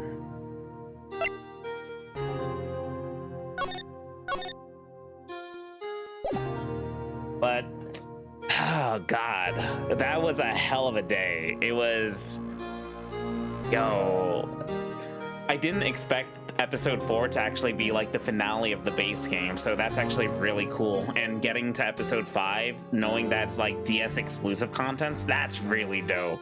I'm looking forward to that. But today was a phenomenal day for this. I got done at a pretty reasonable time. Like, Quinby said 3 hours. It only took 2 hours. It only took 2 hours, Quinby. Or were you talking at the 3 hour mark? Because then you'd be more accurate. It was 3 hours and 15 minutes or so. But that's where I'm gonna end for today. Thank you all for joining me. I appreciate you guys being here, and this was definitely a journey for this game, for the first game, and I'm excited to get to episode 5. So hell yeah. Maybe we'll get back to it tomorrow. I'll see.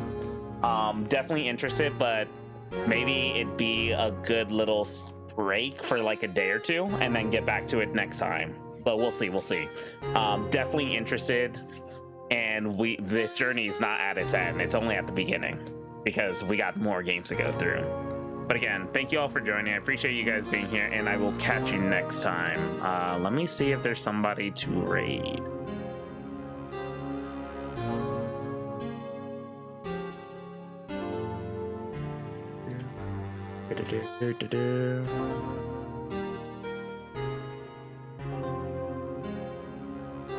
Un momento.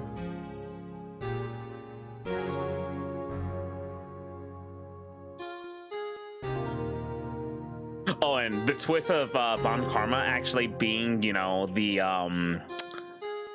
Bon Karma being, how do I say?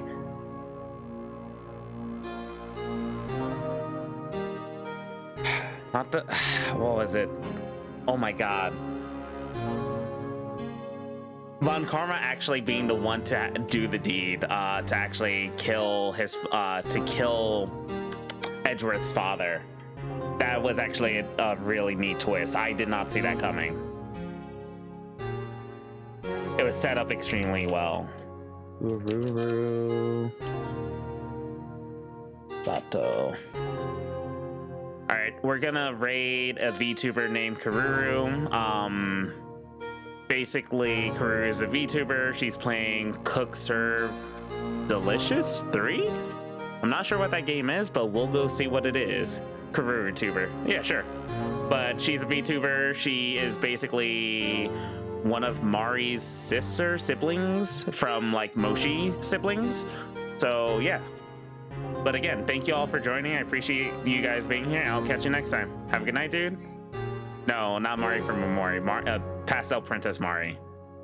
Thank you all again for joining. Catch you later, dudes. Peace out. Night. Bye.